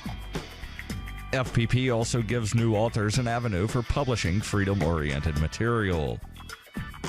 FPP brings you daily news and commentary on the website fpp.cc, as well as a daily 5-minute newscast, FPP Radio News, and weekly news, views, and commentary in the FPP Freedom Minute and Peace, Love, Liberty Radio at fppradio.com, and the monthly newspaper FPP News at news.fpp.cc. Find FPP online at fpp.cc. That's fpp.cc, as in Creative Commons. Ross Ulbricht was convicted in early 2015 of running the infamous Silk Road Underground Market. The Silk Road was a gift to humanity and helped reduce the harms brought on by drug prohibition. For this good deed, Ross has been sentenced to life in prison with no possibility of parole. Now, an appeal is Ross's only chance, and he needs your support. Please visit freeross.org, where you can contribute via various methods, including Bitcoin. Visit freeross.org. That's freeross.org. There are lots of ways to listen to Free Talk Live. Our podcast has been around since podcasts began, and now the FTL feed is loaded with content besides our full show archives. Did you know that we make it easy for you to customize your podcast subscriptions? We have different feeds, one that includes only our full shows, one with just the Daily Digest, and one with just the Edgington Post. You decide what you listen to. It's quick and easy to customize your feeds at feeds.freetalklive.com. That's feeds.freetalklive.com. The latest episode of Free Talk Live continues with Hour 2 up next after the news here at listen.freetalklive.com. From Keene in the Shire, the Liberty Media capital of the world, this is Darryl W. Perry, host of FPP Radio News for Wednesday, May 24th, 2017. Silver is trading at $17.08 per ounce. Gold is valued at $1,252 per ounce. Bitcoin is trading at 2.5 cents, and the average price of Bitcoin is $2,364.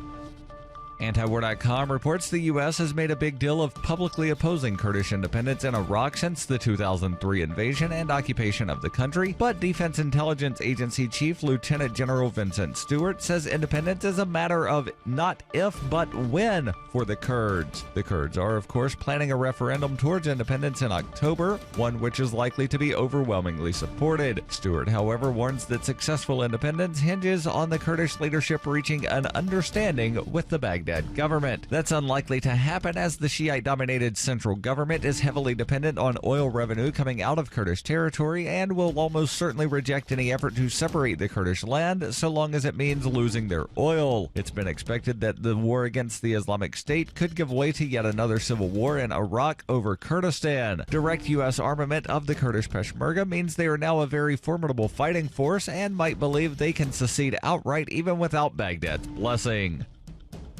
For nearly 40 years, Roberts & Roberts Brokerage has been a trusted source for buying and selling precious metals like gold and silver. Call Roberts & Roberts today for knowledgeable advice on buying and selling precious metals and a forward-thinking approach to new technologies. 800-874-9760 or visit online at rrbi.co. UPI reports rideshare company Uber said on Tuesday it will repay a number of drivers in the New York City area after it became known that they were underpaid for their work. In a review of the payroll, Uber acknowledged what amounts to a multi-million-dollar mistake. The company said it accidentally took too big of a cut out of drivers' income following a 2014 agreement. In a statement on Tuesday, Rachel Holt, Uber's chief of U.S. operations, said, "We are committed to paying every driver every penny they are owed, plus interest, as quickly as possible. We're working hard to regain driver trust, and that means being transparent, sticking to our word, and making the Uber experience better from end to end." Uber said the average amount returned to drivers will be about $900. All told, the error could cost the company about $45 million. Uber said tens of thousands of drivers were affected by the mistake. There are more than 50,000 Uber drivers in the New York City area. You can support FPP Radio by shopping online. Every purchase you make from one of my affiliates at shop.fppradio.com helps fund FPP Radio. That's shop.fppradio.com.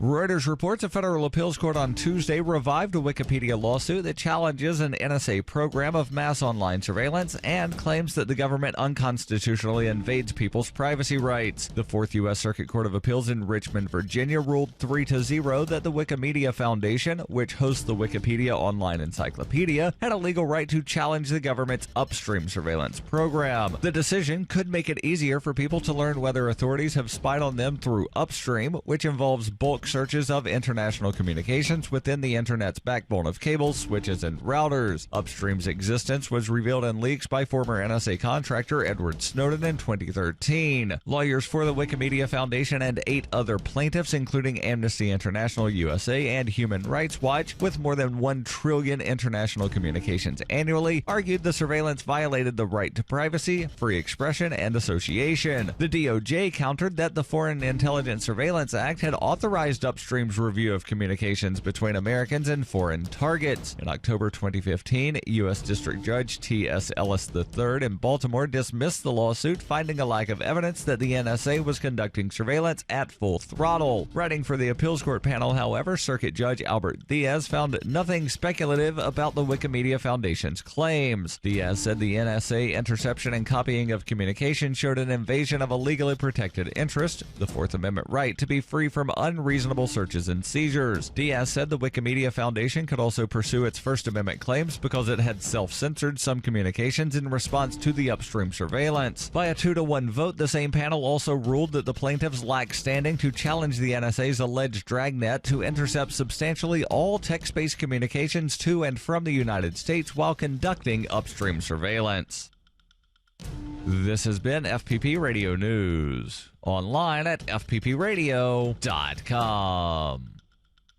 I was doing my regular 11 o'clock security sweep around the perimeter of my house when I noticed a couple of young people having intercourse in the front seat of a car out in the street. So I ran inside and I grabbed my video camera.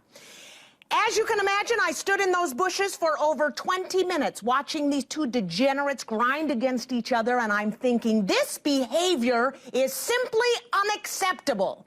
Now, if you think this is an isolated incident, you are dead to rights wrong. I have 36 hours of footage to prove it that I have personally collected from sickos just around my own town. For example, I saw perverts having sex in swimming pools clearly visible from the roofs of adjacent buildings, on boats that anybody could see with a telescope, at night on the beaches where they can easily be watched by anyone hiding behind a fence wearing their night vision goggles. It's simply disgusting. This is the Onion News Network.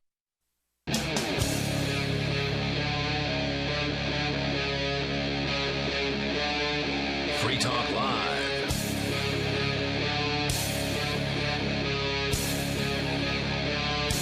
This is Free Talk Live. You can bring up whatever you want. Just dial on in toll free here at 855-450-FREE. That's 855-450-3733. We do have Skype. The Skype username is LRN.FM. In the studio tonight with you, it's Ian. Oh, and Mark. I just banged it right there on the studio table. He hit the knee version of a funny bone. Yeah, this table is very, very unforgiving when it comes to hitting it with body parts. And you're Darryl. I am Darryl. All right, good. So our toll-free number is 855-450-FREE, like freedom. You can join us here and bring up whatever's on your mind. We need to talk about the Bitcoin situation. There's been big news, and it's not just the fact that the price has been at record highs over the last few days, but there's other big news that could actually help the price out some more, as a matter of fact. We'll get into that coming up here in moments, but we never really finished up, because we got a bunch of calls in the first hour. Yes. We never really did finish up the story about Governor Phil Scott. He's the governor of Vermont, and he was, I guess, the first-time governor, first year that he's been in there. Got elected last year. He's a Republican. The Rolling Stone article that you were citing earlier claimed that he was libertarian-leaning. Yeah, and I still don't know what that means, because even if you think that the word libertarian just means smaller government, then how could you say someone who is advocating for a tax and regulate scheme is supporting small government? Exactly. Well, I mean, and as I said, it's libertarian leaning, which to these people, that's what it means. It means small government, and here's the reason. When it comes to taxes, and regulate is small government. How? That's an increase in the size of government. Because libertarians tend to have a preference as to what types of taxes are better than others. Would you not agree? Libertarians think all taxes are immoral. No, they don't.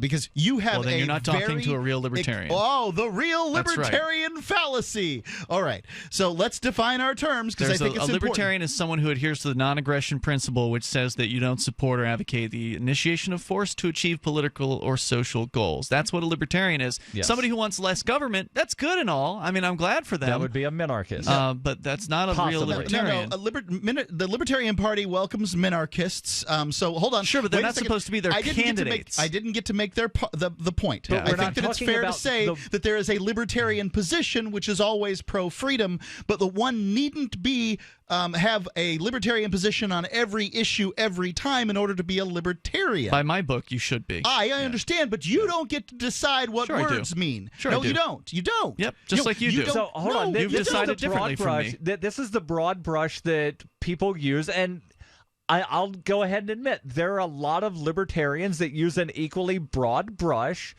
on the pro-government side, to where they're like, anybody that disagrees with me on one issue is socialist or this or that or the other thing. And then there's the big government people that use an equally broad brush of, well, anybody that I think wants something to be smaller just a little bit must be a libertarian. Mm-hmm. So a libertarian is believes that, according to your definition, believes that every issue can be solved by the free market, right? Yeah, I would say that's generally true. Does a voluntarist as long as it's voluntary? So does a voluntarist believe the same thing? Yeah, absolutely. Consensual. Everything that's does an anarcho-capitalist believe the same thing? I don't know. I'm not sure. You don't know? Like, you've been doing this radio show for... Yeah, I don't know what exactly an anarcho-capitalist would describe themselves Murray as. Rothbard, one of the guys that helped found the Libertarian Party, coined the term to mean precisely a hardcore libertarian that believes that every time. See, the reason I use the term libertarian... Well, capitalists believe in capitalism. That's not necessarily the free market, right? Okay, look, you don't get to... you didn't create the term, right? So there's the etymology, I'm asking you and here's the origin. Yeah. An anarcho-capitalist is basically defined as the same thing as a voluntarist, and defined as the same thing as you define a libertarian as. But that's not the same thing, because an anarcho-capitalist is a capitalist. That means they have specifically endorsed one type of economic organization as the best one, whereas someone who is a voluntarist just says that all human interactions should be consensual. That's a big difference. Right. So voluntary communism would be allowed in under a voluntarism. voluntarist. As it would in anarcho-capitalism. Anarcho-capitalism. Try telling a communist that. I understand. Oh, I get that you want to make a term that's inclusive, and I concur with you that voluntarist is a better term than anarcho-capitalist. However, you and I are disagreeing on is that you want no words to mean small government, smaller than Republican government, more principled than Republican. When did I say that? Darryl already pointed out that's a minarchist. That term is in no way used by the people that would have that philosophy. A supporter of small government. I know people that call themselves minarchist, Mark. A supporter of small government. How about that? Is there a better word? I don't know. Probably more regularly call themselves libertarians, and a vast swath of the population who believes similarly calls themselves libertarian. We need a term to describe people that are libertarian, but not all the way libertarian like you are. To exclude them, now, I understand why you can say that there is a libertarian position, and I concur with you. There is a libertarian position. And a libertarian should hold that position. They should, but they don't. Let me ask necessarily. you their this question, problem. Mark. Let me ask you Then this why was the question. Nolan chart have a large area that includes an amount of statism in it? Well, that's a good point, because people are allowed to grow in their beliefs. Oh, can they start off as a libertarian and grow to be more libertarian? Yeah, absolutely. Great. Then they're a libertarian, and you lose this battle. Let me ask you this question, and then I want to get into the quotes from Governor Scott. You said that people that hold some libertarian positions, there needs to be a term for them. How many positions should one hold that are libertarian positions before they get to use the term libertarian leaning? Somewhere between 75 and 80%. Okay. And I would say that you would need you should be libertarian on the big ones. And I'll admit, like the ones weed, that I define as big, right? Like weed, like cannabis. Cannabis isn't that important to me. I would say taxation. The war on drugs to libertarians is a pretty big issue. You want to see but the war on government. drugs is much more than just weed. True. That you want to see. I would say that you should hold that position on cannabis. Well, this guy doesn't. This Governor Phil Scott. And he's only described by the Rolling Stone, which is not a libertarian magazine, as libertarian leaning. Okay, so maybe he's for cutting the size of government greatly. Right, so maybe they think that Gary Johnson's a libertarian, and so they think Gary this Johnson guy... is a libertarian. No, he's not. He was the Big Libertarian L. Party. He's a big L libertarian. Meaning he's a member of the Libertarian Party. Let's get he was, back a matter of fact, to their presidential candidate. So he is the libertarian right about now. Afraid not. Let's get back into the article. The Rolling Stone has a quote from Matt Simon, who's the New England political director for the Marijuana Policy Project. He's a Free State Project early mover, Matt Simon. And I believe he's actually living in Vermont now. I thought he moved back. I don't know if he did. I know he did move there, but I could have sworn he'd moved back and he's in Manchester again. But I could be wrong. He doesn't talk to me. But in either case, perhaps you're too libertarian. He's still the political director, New England political director for MPP. He says, despite the veto, this is a huge leap forward. The passage of S-22 demonstrates most members of both legislative chambers are ready to move forward with making marijuana legal for adults. Lawmakers now have an opportunity to address the governor's concerns, and apparently, according to Simon, they can pass a revised bill over the summer, and he says, we're excited about its prospects. Now, let's go to some quotes from Governor Scott. WCAX has the story. First, they sort of paraphrase. He said that the bill does not have stiff enough penalties for selling to minors. He wants lawmakers to rewrite those sections. Secondly, the governor says the bill needs more aggressive penalties for using marijuana while driving or around children. And third, using he said, marijuana around children. Yeah, it's ridiculous. Yes. I mean, it's based on this prohibitionist mindset that marijuana is this dangerous drug, and if children see someone using it, it's going to turn them into a dope addict. And what's the penalty for using alcohol around in front children? of children? Yeah. Good question. How about smoking a cigarette? Because how the hell do you tell the difference? There might be a penalty for smoking in front of children. I know there are in New York. 855, 450 free. Third, he says the Regulatory Commission will need more time to study the issues about potential mental health and drug use prevention. And there's more. All right, 855-450-3733. You may take control of the airwaves, share your thoughts on cannabis legalization or whatever's on your mind. Free Talk Live. On Free Talk Live, we're bringing people to the ideas of liberty every day. From wrestling superstars like Glenn Jacobs. You guys really are having an impact, I believe. Like I said, a lot of where I am now is due to listening to Free Talk Live. You changed my mind on some very important issues years ago. To random people tuning in on the radio. I was kind of stuck in the left-right paradigm. I heard your show by chance on a Saturday night. From there, I went on, joined the Free State Project, and become an amplifier. So, I mean, that's really the reason why I amp is because I know that if it wasn't for you guys being on as many stations as you are, I never would have found the ideas of liberty. Your AMP will directly change more lives by getting Free Talk Live in front of people looking for talk radio online and on the air. When you AMP Free Talk Live, you get perks like access to the AMP-only Facebook group and AMP podcast. Visit amp.freetalklive.com. So you've signed the Shire Society Declaration and are planning your move to New Hampshire to be around more liberty-oriented people. Next, sign up for the Shire Society Forum at forum.shiresociety.com. There are a bunch of people there who are already in the Shire, and they want to meet you. If you're already in the Shire physically, you should also come by the forums. Remember, not everyone uses Facebook. New people are signing up for the Shire Society Forum every month, so drop in and say hello at forum.shiresociety.com. DVD, books, music, instruments, periodicals, computers, software, electronics, photo, cell phones, office products, home and garden, bed and bath, furniture, kitchen, pet supplies, automotive, hardware, apparel, shoes, jewelry, grocery, healthcare, sports and outdoors, toys, games, used, and more. It's a department store at your fingertips. Shop.freetalklive.com. Get all your shopping done, get a great deal, and a portion of your purchase goes to benefit Free Talk Live when you enter Amazon via shop.freetalklive.com.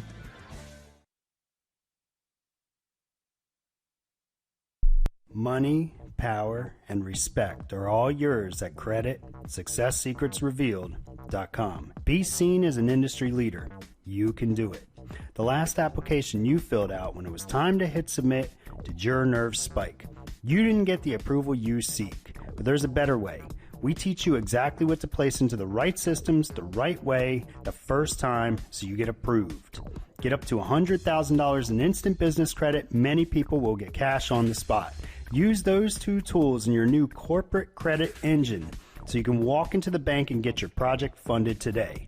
It's all about today at creditsuccesssecretsrevealed.com. Credit Success Secrets Revealed is explosive and ignites instant results. Dial 1-800-707-8719. That's 1-800-707-8719. 1-800-707-8719. Or just go to creditsuccesssecretsrevealed.com. The three most important things you can do for Free Talk Live are: 1, share one episode a week on Facebook or in some other social networking site. 2, buy the things you buy online through shop.freetalklive.com. 3, give $5 a month to the AMP program. It's my firm belief that Free Talk Live's AMP program is the best use of your charitable dollar among liberty-oriented organizations. Support all the organizations you love, but make sure you give $5 a month to AMP at amp.freetalklive.com. The new 4th edition of Healing Our World, The Compassion of Libertarianism, will take your understanding of liberty to a deeper level and has over 1,300 updated references, new cartoons, and a foreword by Dr. Ron Paul. With discounts for multiple book purchases, the 4th edition of Healing Our World is a great gift for the liberals, pragmatists, environmentalists, and Christians in your life who think libertarianism is cold-hearted. Get yours today at healing.freetalklive.com and use promo code FTL for a $5 discount. This is the most recent episode of Free Talk Live, presented by SACL CAI. Get interactive at freetalklive.com.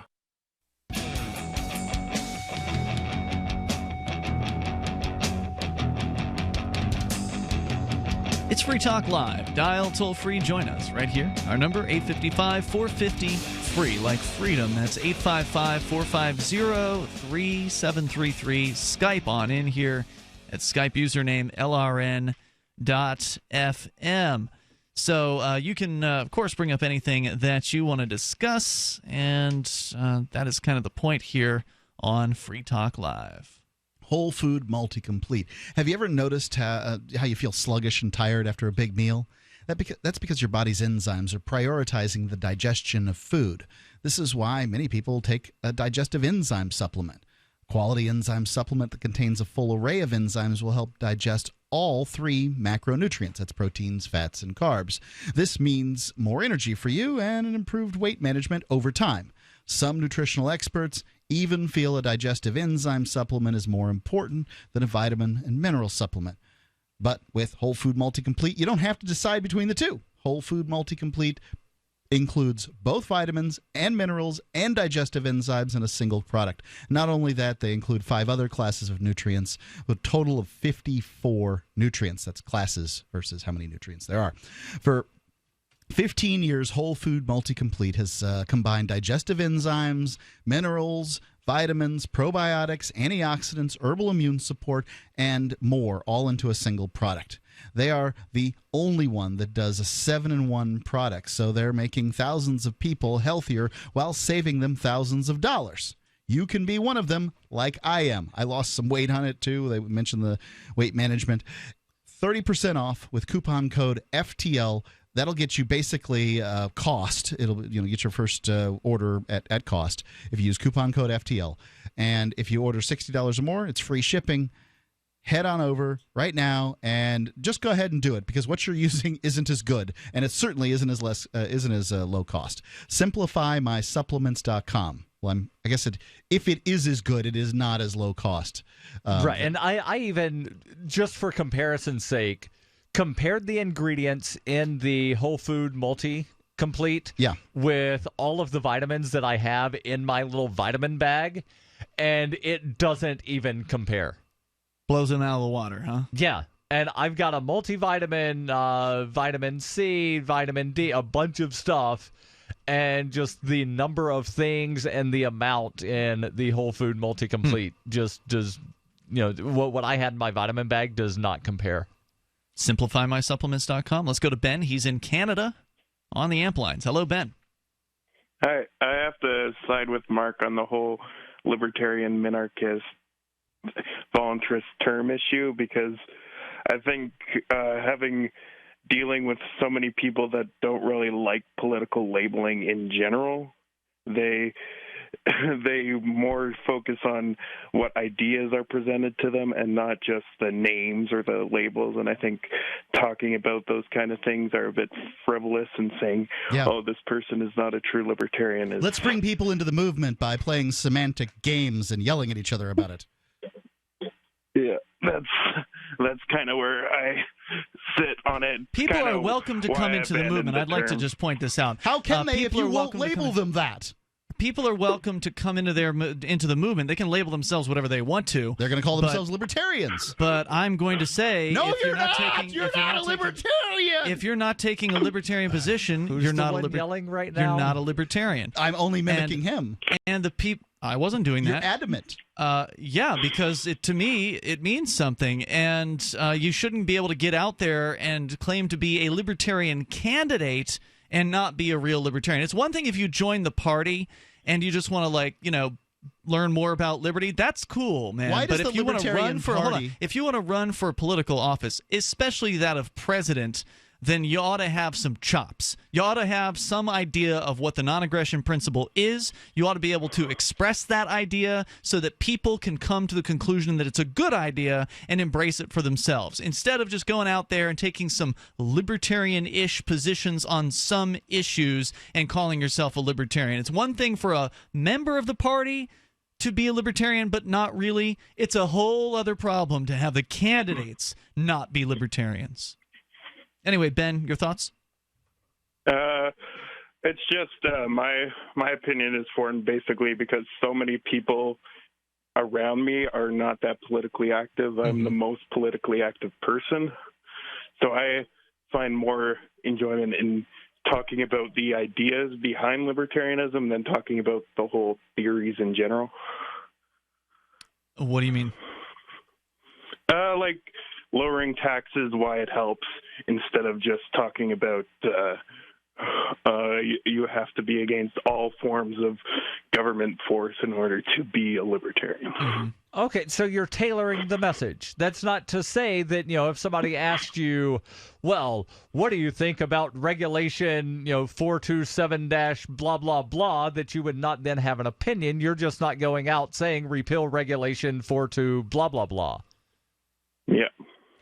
I think that's exactly. It's telling that the Libertarian Party has a radical caucus, like what they call the Libertarian Caucus in the Libertarian Party. Yeah, it tells you that the Libertarian Party's been infiltrated by a bunch of conservatives who've been trying to take it over for decades. At the same time, you use as your yardstick for what defines a libertarian a pledge that is for the party, not the dictionary definition, not the definition used widely, not the etymological definition, simply the definition that comes from the party that doesn't have that's radical good caucus definition. Does it? I agree with you. I like it. So why not use it? Well, I think it defines the libertarian position, which is what we should aspire to teach everyone who claims to be a libertarian. So where's the disagreement? The disagreement is that Ian says, you can't be a libertarian unless you agree with me on everything. I didn't say that. That's what your you can call position yourself sounds whatever like you to want. anybody. I'm just not going to respect that you're a libertarian if you're not actually. Yeah, but the point that I made to you, and I think it's, if you're a incredibly half-assed fair, libertarian, if you're one of these people who... What is half-assed? Somebody who gets Define out there... half-assed. Half-assed sounds like a percentage. Somebody like Max Abramson who gets out there claiming to be a libertarian but then goes around talking about all the Republicans... The most votes a libertarian gubernatorial candidate has gotten in the last 2 decades? He only got that because it was 2016. Anybody else, any monkey would have been able to get those votes. The Libertarian Party of New Hampshire did not nominate a monkey. But the monkey would have done just as well. So let me ask this question, Mark, and I'm going to use an analogy. And yes, I understand that comparison by analogy is not whatever. But if the Green Party nominated somebody that said, you know what?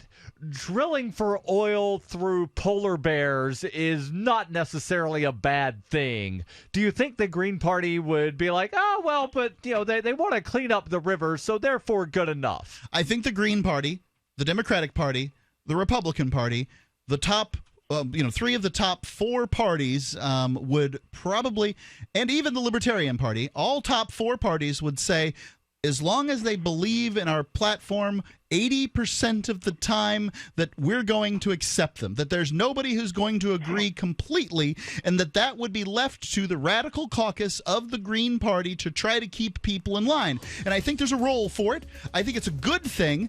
I'm not arguing against it. I'm simply saying the definition of a person who's libertarian, that must be libertarian every issue, every time, is exclusive and nasty. Ben, thanks for the call tonight. I appreciate it. Our toll-free number is 855-450, free, 855-450-3733.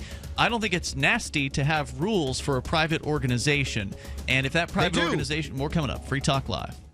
Understanding your credit score is the first step towards managing and improving it. This is Charlie Sundstrom with your Van Dyke Mortgage Minute. The most influential component of your credit score is your payment history. Almost equally as important is the amount you owe on credit accounts. Also impacting your score, but to a lesser degree, are the length of time you've utilized your credit, the number of new accounts, credit inquiries, and your various types of credit accounts. To help achieve or maintain a healthy credit score, have a system set up to assure your bills are always paid on time. Don't max out your cards. It's better to have a high credit limit with a low balance. Never close old accounts.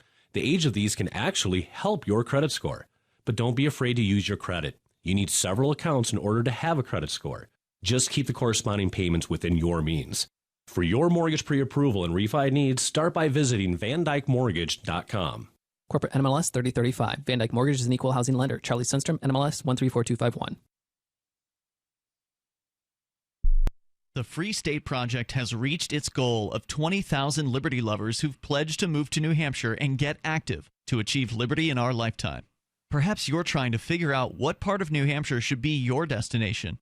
If so, consider Keene. You'll find more than 150 reasons to move to Keene at move.freekeene.com. Keene is famous for its historic, publicity-generating activism, as well as being the liberty media capital of the world. It's home to freekeene.com, New Hampshire's destination for liberty activism, news, and opinion. For years, we've been compiling over 150 reasons to move to Keene at move.freekeene.com, where you'll learn about some of what's happening here and what makes Keene a great place to live. If you love liberty, you'll probably enjoy anywhere you end up in the Shire. But do your due diligence first. Please visit move.freekeene.com for the full list of over 150 reasons to move to Keene. That's move.freekeene.com. Cell 411 is a free app for Android and iOS that replaces government-controlled 911. Cell 411 allows you to preset a group of friends